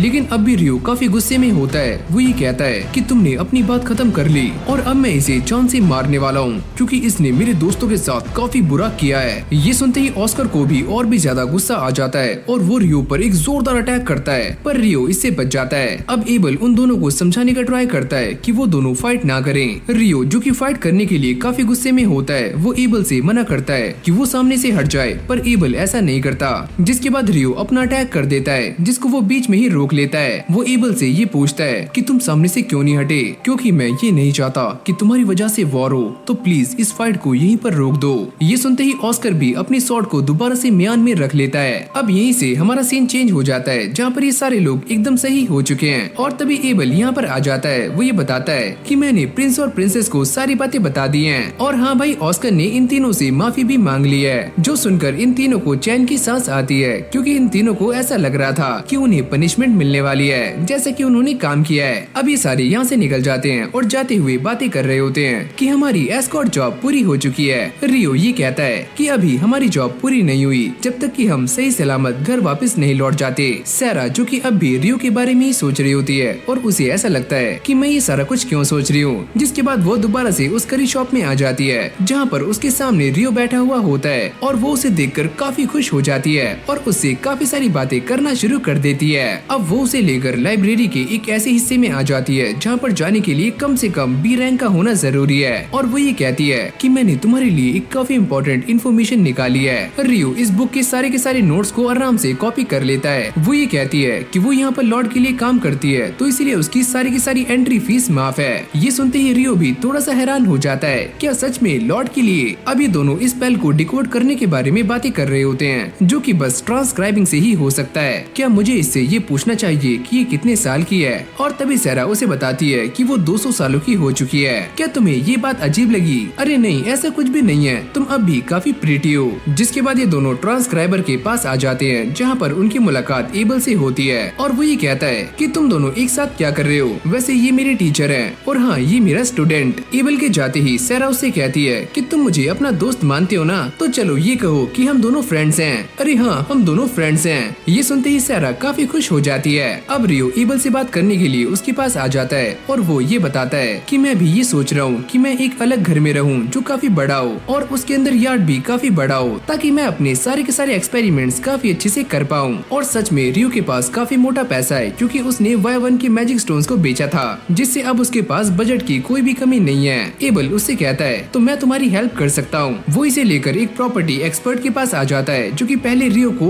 कोई भी घर देने से साफ मना कर रहा होता है। जब एबल उसे बताता है कि रियो कौन है, तो वो इसे प्रॉपर्टी देने के लिए मान जाता है। अब अगली सीन में सारे प्रॉपर्टी देखने के लिए शहर से थोड़ा दूर आ जाते हैं, और रियो इस प्रॉपर्टी को काफी अच्छे से चेक करता है। और ये एक काफी बड़ा फार्म हाउस है, जो कि रियो को बहुत अच्छा लगता है। वैसे बच्चे, इस घर की कॉस्ट 5 करोड़ फ्लोरिन्स है। अरे हाँ, कोई चक्कर नहीं। वैसे तुम आलू खाओगे? गॉड भी इस बात को काफी अच्छे से जानते हैं कि रियो और ऑस्कर के बीच में ऑलरेडी कॉन्फ्लिक्ट हो चुका है, और आगे चलकर ये कॉन्फ्लिक्ट और भी ज्यादा खतरनाक हो सकता है। यहाँ तक कि वो ये भी कहते हैं कि जो सेफ और पीसफुल लाइफ रियो को चाहिए थी, वो उससे काफी दूर है। लेकिन भाई सच में ये वाली एनिमे काफी ज्यादा इंटरेस्टिंग थी, और आगे चलकर इस एनिमे के अंदर और भी ज्यादा मजा आने वाला है, जहाँ पर हम रियो और ऑस्कर को दोबारा से आमने सामने देख सकते हैं। और अगर इन दोनों की फाइट दोबारा से हुई, तो फाइट का लेवल काफी ज्यादा इंसेन होने वाला है। और इस एनिमे का सीजन 1 अब यहीं पर एंड हो जाता है। एंड आई होप कि आपको ये वीडियो काफी अच्छी लगी होगी। अगर आपको ये वाली वीडियो अच्छी लगी हो, तो वीडियो को लाइक करके चैनल को सब्सक्राइब करना मत भूलना।